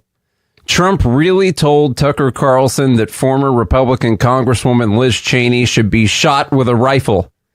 His exact words were, she's a dumb individual, very dumb. She's radical war hawk. Let's put her in there where the rifle, I didn't get the whole thing. Let's go to another one. Anthony Scaramucci responding to Republicans against Trump, who said, Scaramucci. Their quote is, let's put her with a rifle standing there with 9 barrels shooting at her. Let's see how she feels about it, when the guns are trained on her face.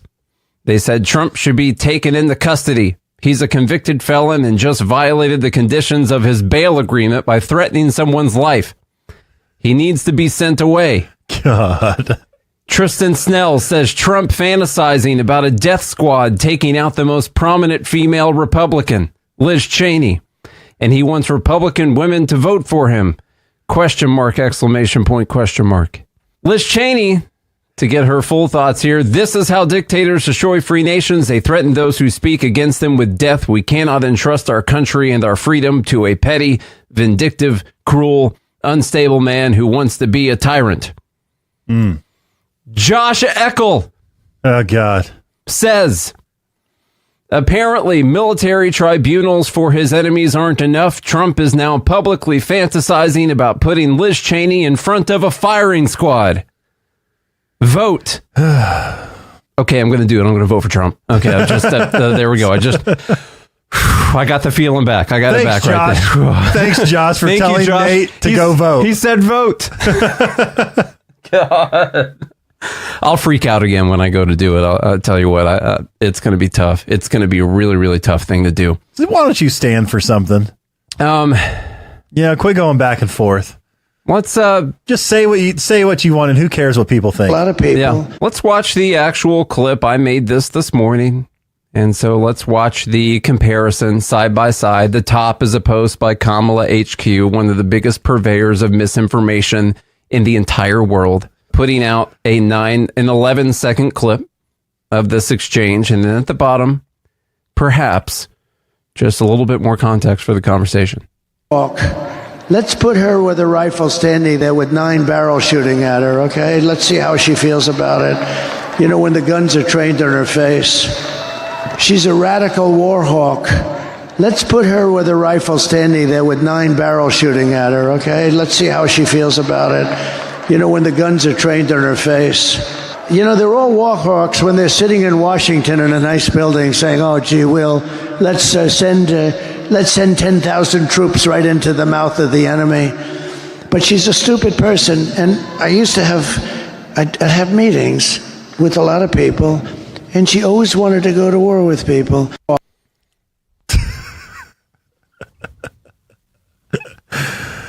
God! He's saying what everyone says, by the way, who is anti-war. Yeah. Which is, if you're so for war, why don't you get a rifle and go fight the war that you want to fight? No one's stopping you from doing that. And he's asking, how would you feel about it?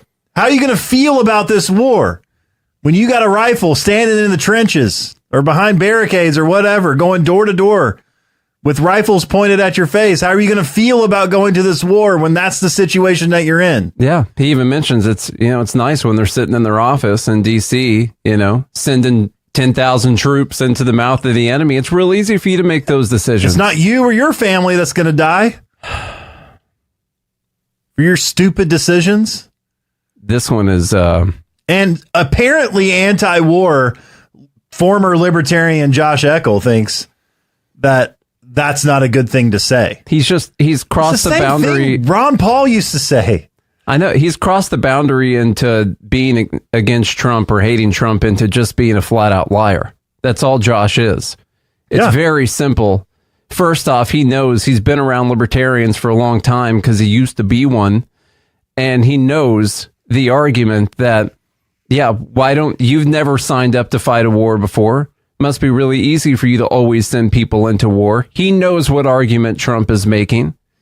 He absolutely knows, but he's crossed the boundary into deciding that spreading misinformation and lies and just being a flat out liar to people is the way to get what he wants. And it's absolutely disgusting. Trump is making the best argument. I know. He is making it an argument that libertarians have been making for years and years. Josh has probably made this argument before.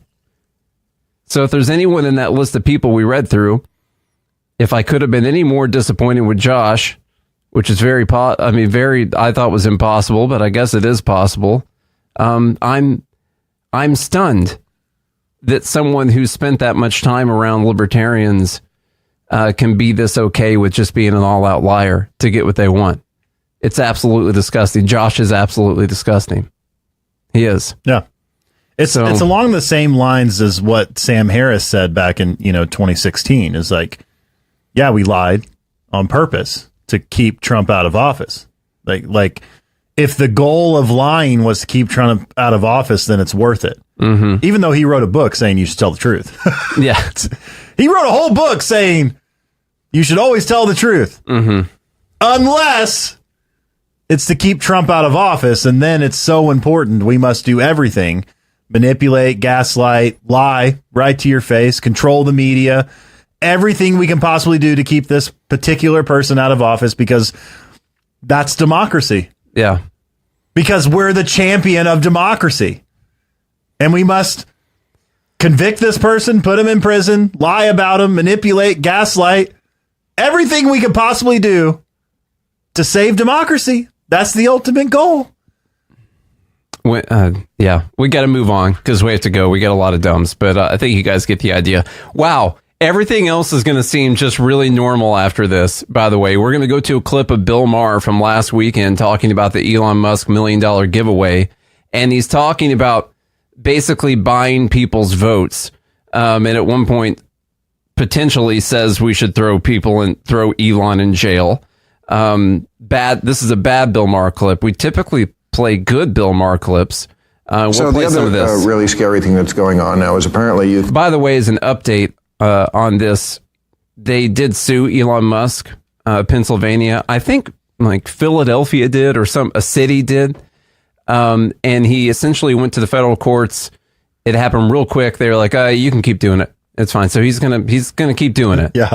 Because they haven't shown how it was illegal for him to do. There's no standing whatsoever. And they're just trying to scare him into stopping doing it. Mm-hmm. And so here's the clip of Bill Maher. you can bribe people to vote. Elon, I gotta say, for Elon, as good as he is for everything tech, he's just as bad for everything political. I mean, that he really has. So here's what's going on. He's giving out $1 million checks. Now, people are saying, isn't it illegal to do this? Yes, it is absolutely illegal to pay people to register to vote. Here's what he's doing. He's paying people to sign a petition, okay? And then you can only win this lottery if you are a registered voter. So you have to then register to vote because he's holding out the cheese of $1 million payday, but again, you have to register first. Now, you could say, well, anybody can register, Republican, Democrat, and vote for anybody, but obviously him putting out this message, it's going to be probably overwhelmingly for his side. They're probably going to go after him for this. I think they've said they might, which, but it seems like the ultimate slippery slope. I mean, if we allow this, it's going to be bobblehead night at the voting booth in 2 years. It's kind of like, when you're trying to sell like a timeshare in Myrtle Beach, you say you have a chance to win $1 million if you come to my seminar. I think it speaks to the lack of enthusiasm that they're trying to generate enthusiasm. I say they have to say we're giving away $1 million. I mean, to even get people to come to those rallies, or we're giving you, I think, $47 to sign it. He just said he's giving people $100 in Pennsylvania to sign it. Sign it means, by the way, you support the First and Second Amendment. Every Democrat I know supports the U.S. Constitution, including the First and Second Amendment. Right. But then aren't we encouraging the activity itself? We are encouraging the bribery in elections that we are trying to avoid. A fool and his money are soon parted. So the point I want to, it might not sound like that stupid of a conversation, but let me tell you what's really stupid about this conversation. Bill Maher keeps going on and on about bribing people to vote. He's bribing people to vote. And I'll just make a real quick and easy point on this. At every election, paraphrase, every election is a advanced auction on stolen goods. I think H.L. Mencken said that, if I'm paraphrasing it closely enough that you can recognize it. You offer people other people's money to try and get them to vote for you. They're both giving you policies of, here's how I am best going to take money from people and give it to you to make your life better. And if we allow, It's already, in the mainstream ideology that's somehow not bribing people to vote. But that's the whole thing of an election. Yeah. Who's going to give me the most other people's stuff? How is it not bribery? Especially for the left. Always. Yeah. I mean, always. $25,000 help with your down payment, $6,000 child tax credit over here. Make the rich pay their fair share. $1,000 checks for you. That all kinds of. They literally bribe people to vote all the time. It's all about who's going to give me the most stuff and make my life easier. And to act like that's not bribery, that's really dumb to me. It's really dumb. And Bill Maher seems to be a smart enough guy that he'd be able to realize that, but I reckon not. I'm going to move on quicker because I know we've got more things. No time. I know we got to go Charlie's got to go in 20 minutes. Okay. And we're starting number 3. So we can make a real quick point about this. The Washington Post has lost 250,000 subscribers, or 10% of their subscriber base, simply because they did not endorse Kamala Harris. Now, you might think, if you knew nothing about this, would they endorse Donald Trump? No. Jeff Bezos came out and said, we are a newspaper. We present people the news so they are informed. It creates a perception of bias if we endorse a particular presidential candidate. And he wrote an op-ed. He said, people don't trust the media, which, by the way, I think their trust is down to 31%. It's below Congress now. Good God. The devil is 8 spaces above that. And he's saying no one trusts us anymore.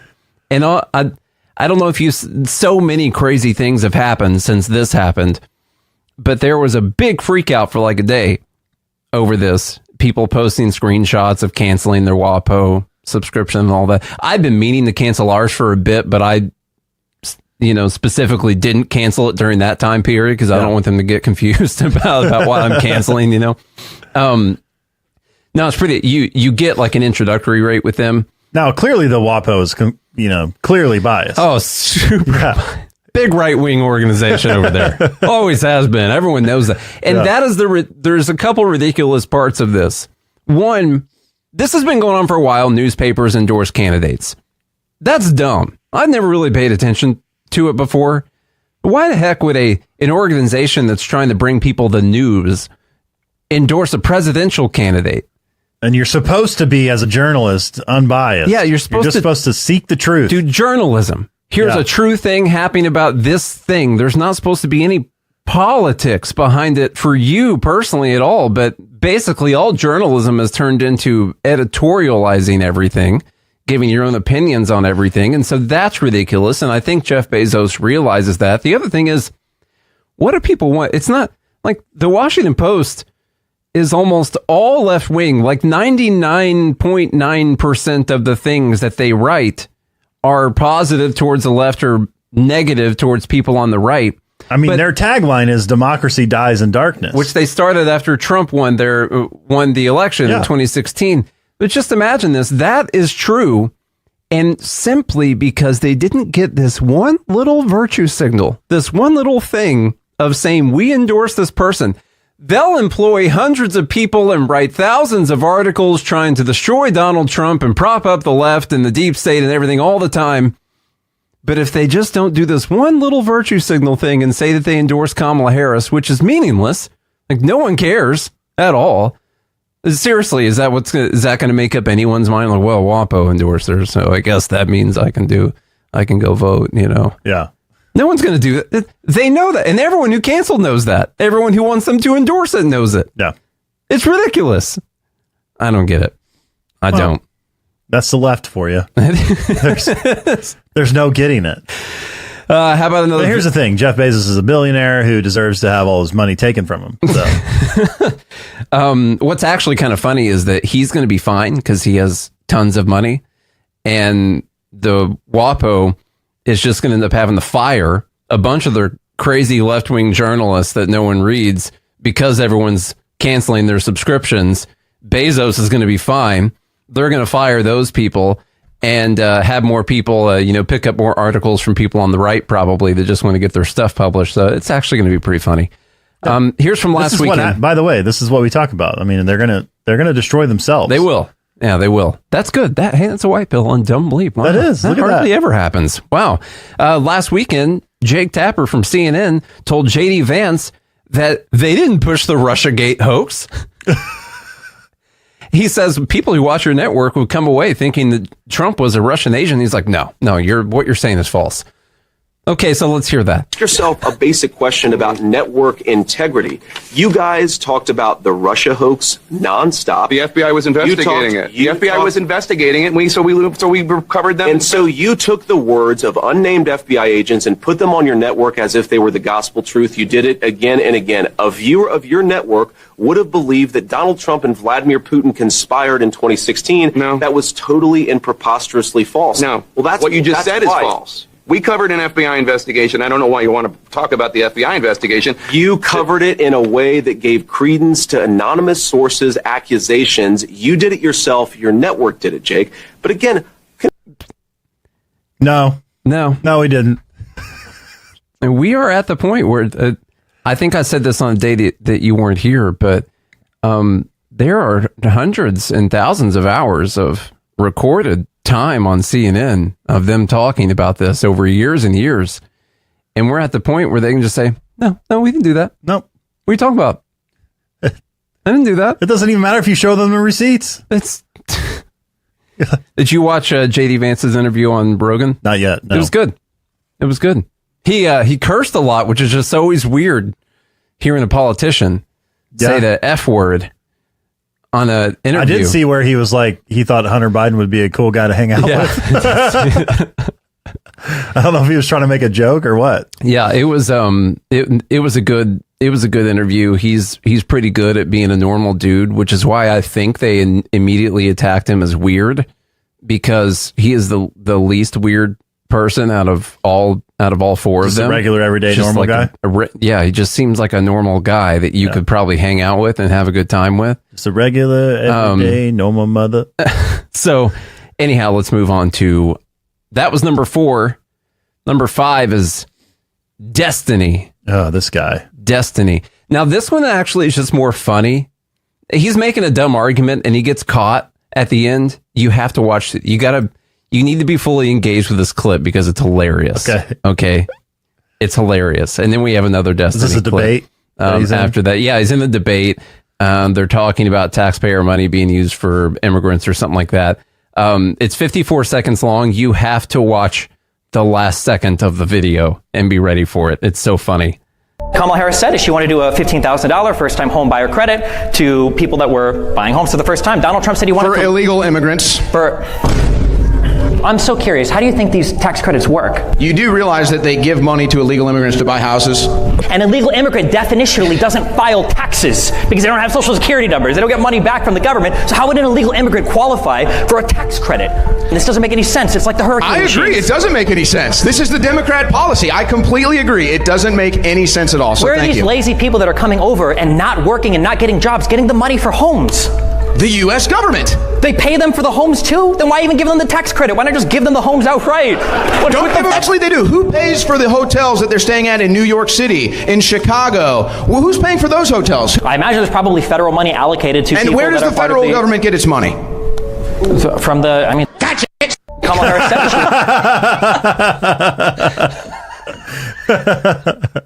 It's almost like the whole video is a setup for a little for Dave Chappelle. For Dave Chappelle. Like the video itself is not that compelling whatsoever, but the very end of it just really got me. I got to hear it one more time. Hotels. I imagine there's probably federal money allocated to. And where does the federal government get its money? From the, Gotcha! Kamala Harris.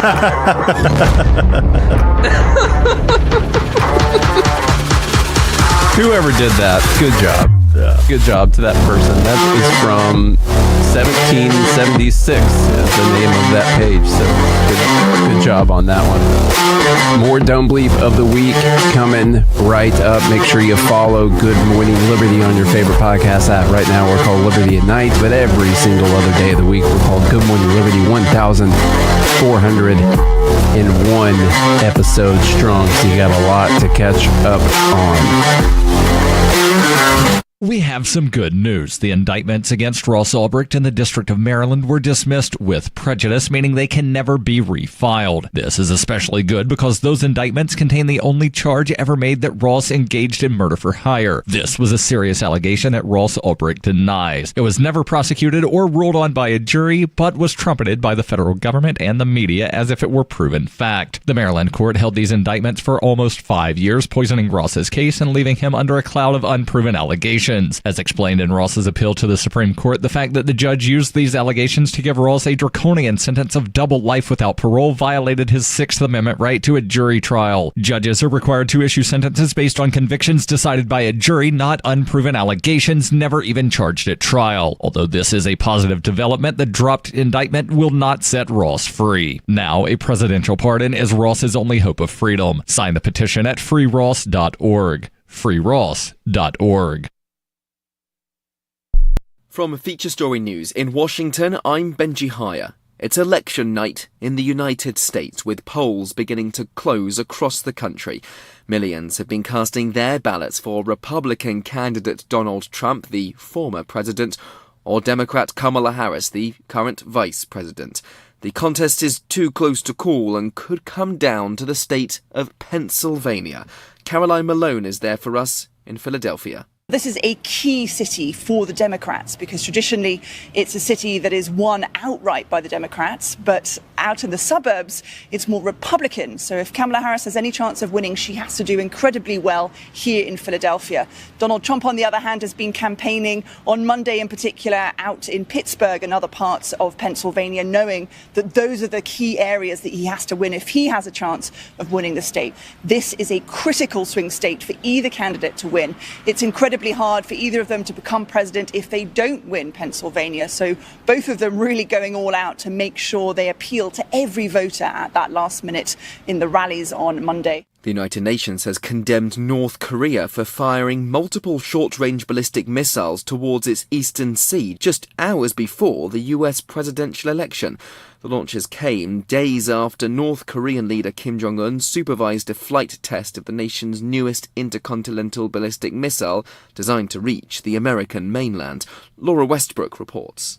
At least 7 missiles flew 400 kilometers to an altitude of 100 kilometers before falling in waters outside of Japan's exclusive economic zone, according to Japan's defense minister Gen Nakatani. There were no immediate reports of damage. Kim Yo-jong, the powerful sister of leader Kim Jong-un, condemned the recent military drills by the United States, Japan, and South Korea as threats and said they justify North Korea's nuclear reinforcement. South Korean officials have said that North Korea was likely to dial up its military displays around the US presidential election to try to get the attention of Washington. And Benjamin Netanyahu has sacked Israel's defense minister, Yoav Gallant. The Israeli prime minister said he was forced to remove Gallant from his post due to, quote, a crisis of trust between the two men. Giles Gibson is in Tel Aviv. In a brief statement, Benjamin Netanyahu said that full trust is essential in the midst of a war, and that his trust in his defense minister had cracked in recent months. Responding to the decision on social media, Yoav Gallant simply said that the security of the state of Israel was and will always remain the mission of my life. A former senior commander in the military, Gallant has been overseeing the IDF's campaigns in Gaza and southern Lebanon, as well as tit-for-tat strikes between Israel and Iran. Foreign Minister Israel Katz is replacing Gallant as defense minister. From bureaus worldwide, this is FSN. We're still not sure why you'd want to watch, but our video feed is streaming nightly for free at cam.freetalklive.com.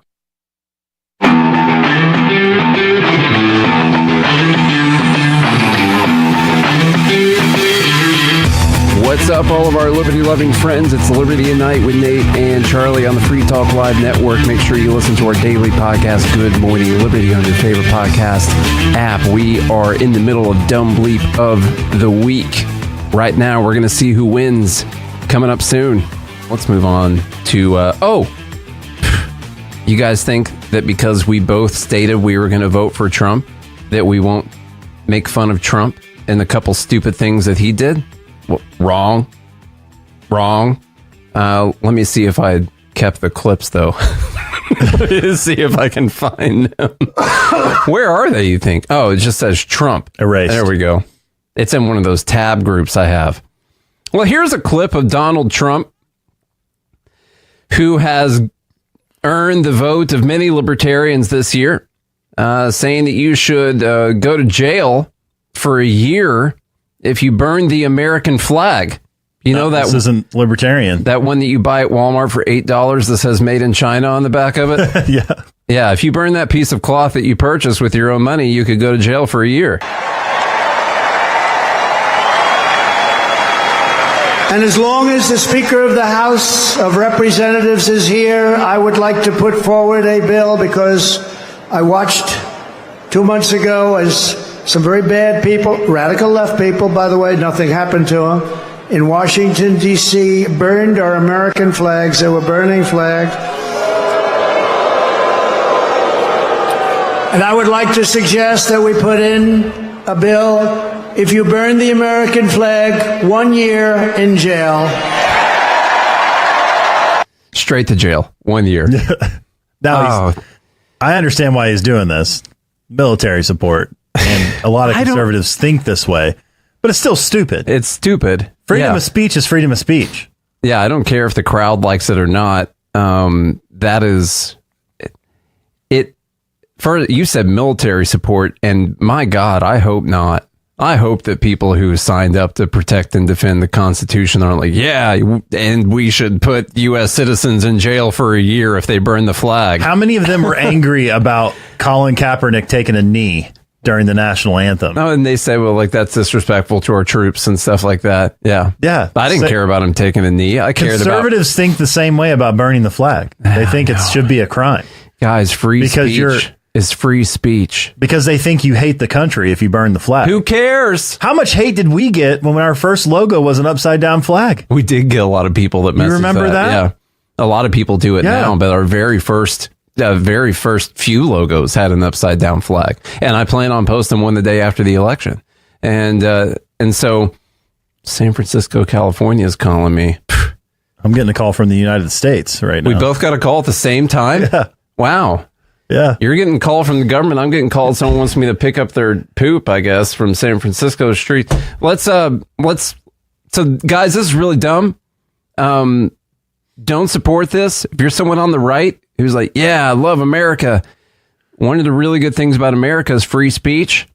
Just so you know, this would be insanely unconstitutional. Mm-hmm. Trump could pick all of the judges and they would all rule that this was unconstitutional.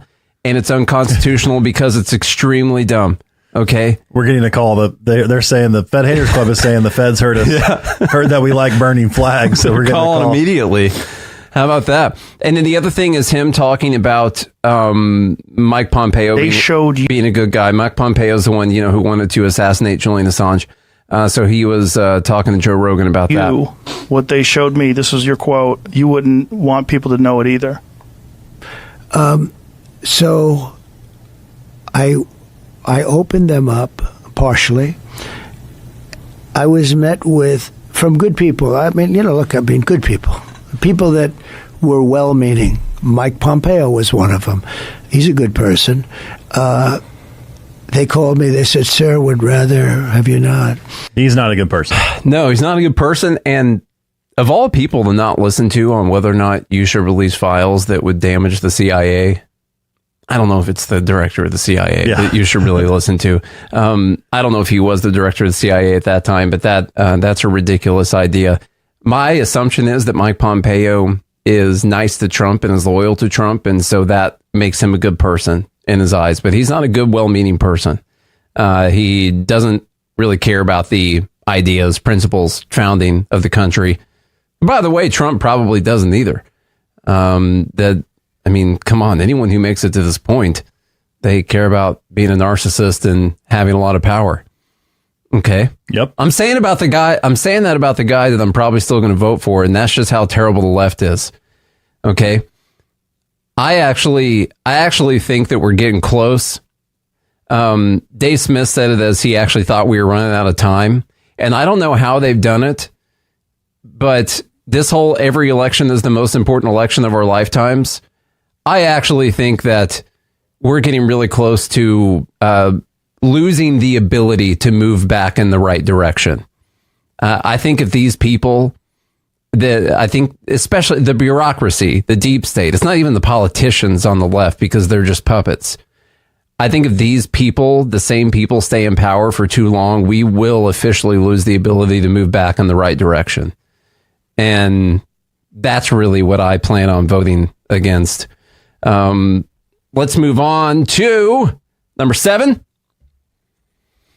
This is one I need help from the live group on.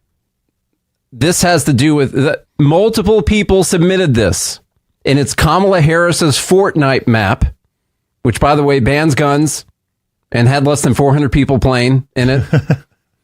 Which, listen, first off, I don't even know what Fortnite is. I've heard the word before, but I don't even know what it is. What do you do in this game? Well, what do you do? According to Taylor Swift and Post Malone, it was only a fortnight. You know? Let's see. So she's got her own map where you go, and we've got a little ad here for it. Maybe this will get you to go play Fortnite on her map. It's for freedom. Freedom Town, USA, if you're looking for a place to go for freedom. Is this in the metaverse? I don't know. I have no idea. Let's go! Hickory, dark. Back from the dead is a miracle, dark. They taking a stand. Erasing my destiny, shaking his hand. Making him jump, making him dance. We about to change the game. We out here taking names. Let our voices rise. Let them reach the skies. We about to change the game. Let's go! So, there you go. Now, the map, extremely unpopular. What they're doing right now is they're trying to reach out to people who are gamers. These gamers are serious about... And they want their guns. Yeah. Typically, they don't want guns. No, they want their guns. Gamers want their guns. That's why they're not playing I was on the being map. sarcastic. I don't know what you do in Fortnite, though. I've never played it. I have such a tough time. Someone in here tell me. We sound like boomers. I don't know. What is this? Fortnite? I don't know what this is. What night of the week is it? Let me see. Guns are unavailable on the Fortnite map released by Kamala Harris's presidential campaign on Monday in a bid to appeal to younger voters, sparking some criticism on social media. According to the Fortnite GG website, which tracks the popularity of maps for the game, a maximum of 383 players have used Harris's Freedom Town USA map at any one time. That's probably all her staffers that were taking a break over the past 24 hours. It's well behind established maps like Ranked Reload, which had a peak of 323,000 players. They've got a lot of, cool stuff in here. Let me find some of these spots. What were they called? Bear with me here. I figured they probably normally have assault rifles and shotguns and stuff like that, but not in this map. Let's see. Freedom Town, USA. It's a campaign ad. Good Lord. You got ads for $50,000 small business tax breaks in here. That's not bribery. You got... Is this bribery? Yeah. Is this buying votes? Is this are they trying to get these young people in some sort of a trance? Poison the minds of the young? You know what I mean? Yeah. Does it hypnotize you? Okay. Is that something we should look into? I figure we might as well go full boomer mode on the idea, and I think that actually games are rotting the minds of young people and they should stop playing them. Yeah. Tim Waltz and AOC played Madden, and Tim Waltz reported that AOC can run a mean pick six and he can call an audible on a play. Well, that's good. I think we should get this message to the Cowboys defensive coordinator. He needs to try running a pick six. A mean one. Not a normal pick six. I think you should run a mean pick six. Oh, God. They keep doing these defensive plays where they don't try to take the ball from the offense and score while they're on defense, and I think that you should run one. Yeah, that's what I think you should do. What actually happens here, I saw some compelling evidence that they weren't even playing, by the way, like pictures of them with controllers where the lights weren't on the controllers. But whatever, wouldn't put it past them. Seems very possible to me. They're trying to relate with people, and then they have someone. It's not like Tim Waltz is running his ex, so I would say check with the coach, who's clearly a very knowledgeable coach and took his team to the state Super Bowl every year. Yeah. How about a video of Kamala Harris talking about how our founders fought a petty tyrant for their freedom? And that's what we're doing right now. This is from her big overproduced speech a couple days ago. Nearly 250 years ago, America was born when we wrested freedom from a petty tyrant. Across the generations, Americans have preserved that freedom, expanded it, and in so doing, proved to the world that a government of, by, and for the people is strong and can endure.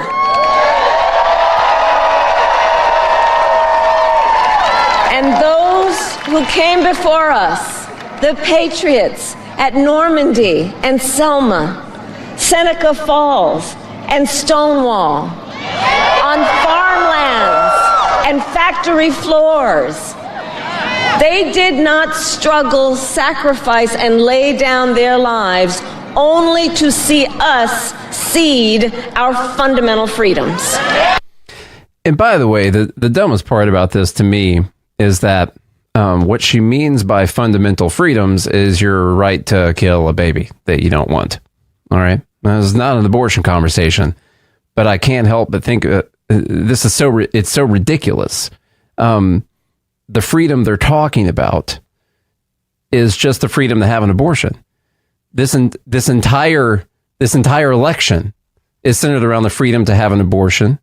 And what I just saw in here in the group is that positive freedoms, the freedom to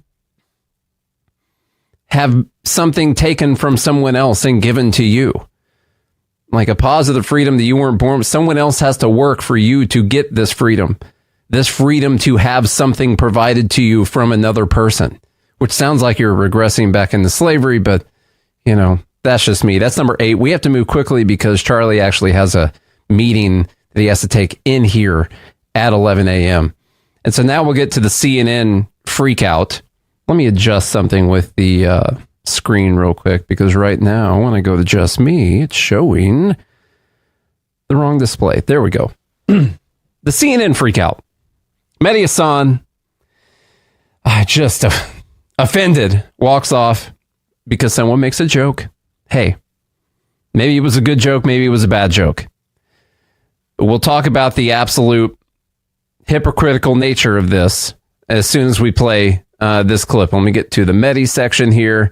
And I'm sorry that you guys have to listen to this again if you've already listened to it. If you don't want to be called Nazis, stop doing it. You're called an anti-Semite more than anyone else's table. Yeah. And people would sit there and, no, by me. I never called you an anti-Semite. Okay. I mean, I'm not sitting here saying I'm a supporter of the Palestinians, so I'm used to it. Yeah, I hope your beeper doesn't go off. The thing is that... Did you just say I should die? You should not... No, did you just say I should be killed? No, I did not say that. No, I did not say that. Hold on. Did your guest just say I should be killed? On live TV. I said I hope you're... Let me just stop. You said you hope my beeper doesn't go off. You said I'm a big supporter of the Palestinians. Hamas? Guys, let me... Palestinian. Are you? Am I what? No, of course I'm not. I apologize. Are you a racist, violent person inciting violence against Ryan, That's disgusting. That is completely... I apologize. Good job, CNN. Let's have first block. The worst thing that guy did was apologize, first off. And it's because of the absolute hypocritical nature of this situation. Mehdi Hasan starts off by essentially calling this guy a Nazi and calling Donald Trump a Nazi and calling all of the people who support him a Nazi, saying if you don't want to be called a Nazi, then don't do Nazi things. And this guy turns around and calls him a terrorist. And we have to get into all the Israel-Gaza stuff and all the stuff that Mehdi spends his time doing and everything. I'm mad about the hypocrisy between those two things. That it's completely fine to look at this guy and say, yeah, you're a Nazi. Nazis did some bad stuff, by the way. A lot of bad things. And so you just call a random person a Nazi. Oh, that's fine. You call this guy a terrorist. Ooh, you have offended us. That's what happens after that. Let's get to, I don't know what you call this apology. Everyone was so shocked and so hurt. Please don't leave. Just realize we're so sorry about how you must feel right now. You're so delicate, dear listener, dear viewer. You're so delicate. Here we go. We're back here, and before we get started, I want to just address what happened in the last segment. And first, I want to apologize to Mehdi Hassan for what was said at this table. It was completely unacceptable. When we get this discussion started, you'll see that Ryan is not at the table. There is a line that was crossed there, and it's not acceptable to me. It's not acceptable to us at this network. We want discussion. We want people who disagree with each other to talk to each other. But when you cross the line of a complete lack of civility, that is not going to... He called him a Nazi just before that. And what's funny is Mehdi's first response when he says, well, I hope your beeper doesn't go off, is did you just say I should die? You just say I hope I die. And like, first off, he said he hopes your beeper doesn't go off. You know, that's another thing. And I guess he's saying, like Dan's saying in here, he said he hopes he isn't a terrorist, like his beeper doesn't explode.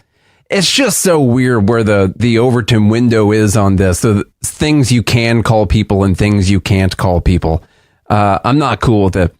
And then, Dumb Bleep number 10, the thing that got me so mad that I did a whole episode saying I was going to vote for Donald Trump this week. The clip from MSNBC covering the rally at Madison Square Garden. I'll play like 5 seconds of it because it'll be the third time it's been played on the show this week. And so here that is. But that jamboree happening right now, you see it there on your screen, in that place is particularly chilling because in 1939, more than 20,000 supporters of a different fascist leader, Adolf Hitler, packed the garden for a so-called pro-America rally. A rally where speakers voiced anti-Semitic rhetoric from a stage draped with Nazi banners. When a Jewish protester rushed the stage, the association... I mean, notice how they slip it in there that these supporters of a different fascist leader, Adolf Hitler, of course, calling Trump a fascist, not something crazy to hear on MSNBC. This is so wildly ridiculous. They spend so much time talking about this Nazi rally from 85 years before this. This comes after this. No, there have been a lot of rallies at Madison Square Garden. Many presidents have spoken there. Many conventions, Republican National Convention, Democratic National Conventions have happened there. A lot of games, a lot of concerts, a lot of things have happened there. But you found one thing that happened there in 1939. And that's what we end up talking about because you guys are freaking insane, gaslighting liars, disgusting psychopaths. And that's why you deserve to lose. The people on the left, especially the media and the big influencers on social media, deserve to lose this more than Trump deserves to lose this. Okay, that's how I feel about this election. I've never seen anyone that deserves more to lose something. Oh, by the way, these people for Dumb Bleep number 11 deserve to lose also. Oh, did I get too political? I thought this was a joke. When I saw it, I thought it was a joke, and I still might think it's a joke. But let's watch it. This is great. These are people just telling you why you should vote for Kamala Harris. It's getting scary out there, and let's see it. Oh, I got too political? My bad. I just don't know if I'll be able to own a credit card without my husband's permission in 7 days. Oh, did I get too political? My bad. I just don't know if I want to get rid of overtime in 7 days. Oh, I've gotten too political? My bad. I just want to make sure I have access to birth control in 7 days. Oh, I got too political? My bad. I guess I don't know if I'm going to be a U.S. citizen in 7 days. Oh, I got too political? My bad. I'm just worried I won't be able to love who I love in 7 days. Oh, did I get political? My bad. I just don't want my mother to be denied her health care because she has a pre-existing condition. Oh, I'm being too political? My bad. I'm just fighting for the future of my daughter. Oh, I got too political? My bad. It's just that I don't know if my family in Western North Carolina will be warned of the hurricane coming in 7 days when the National Weather Service is gone. Oh, I got too political? My bad. I don't want them to start rounding up immigrants to deport in 7 days. Oh, I got too political? My bad. The only reason I have a daughter is because of IVF. Oh, I got too political? I just don't really want JD Vance tracking my periods in 7 days. Oh, I got too political? My bad. I don't want Trump to take over the Board of Education, put in his lackeys, his loyalists, and have y'all continue to think that Puerto Rico is not a part of America. Open the schools.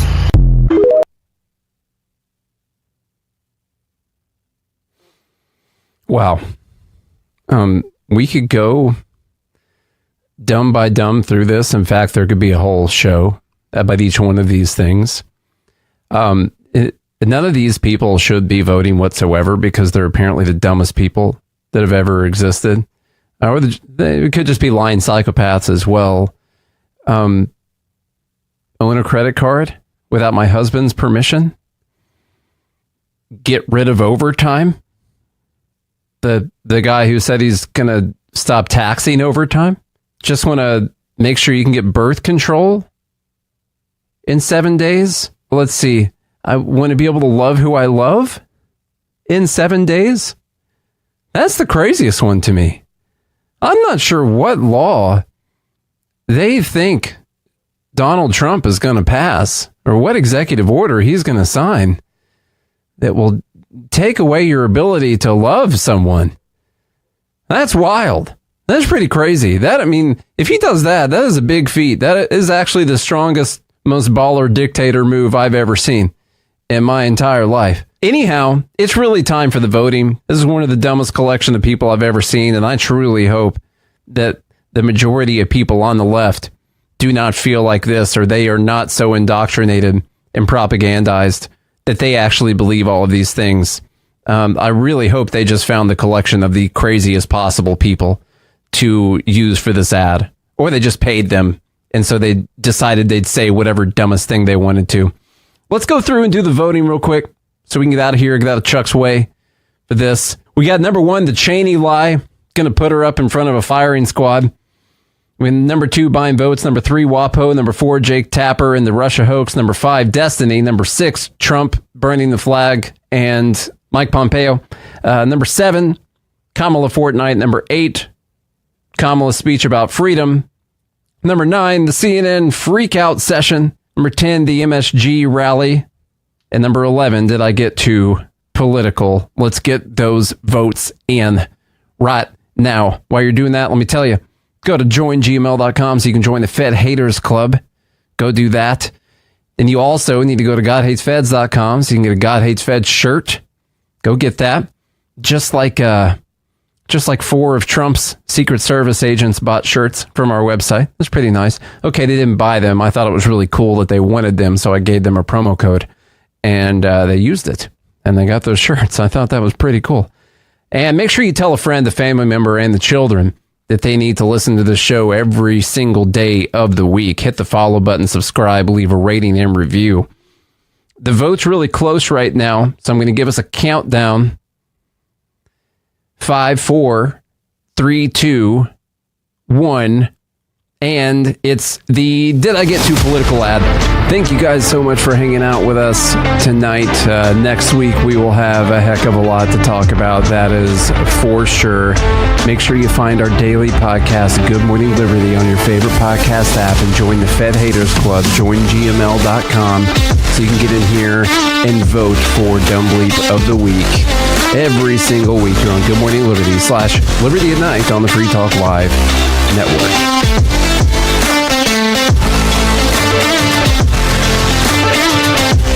Are you dipping into savings to pay the bills? I'm Holland Cook with Inflation Hacks. Many Americans did squirrel away that relief money Uncle Sam sent during the pandemic while we weren't spending on this and that as we quarantined. Still, hitting the piggy bank for day-to-day expenses is scary and fundamentally unsustainable. Notable exception, your credit card balance. It's double-digit debt, and your bank is paying, 1% interest on your savings? Slay that plastic and pay cash for what you need by making smart trade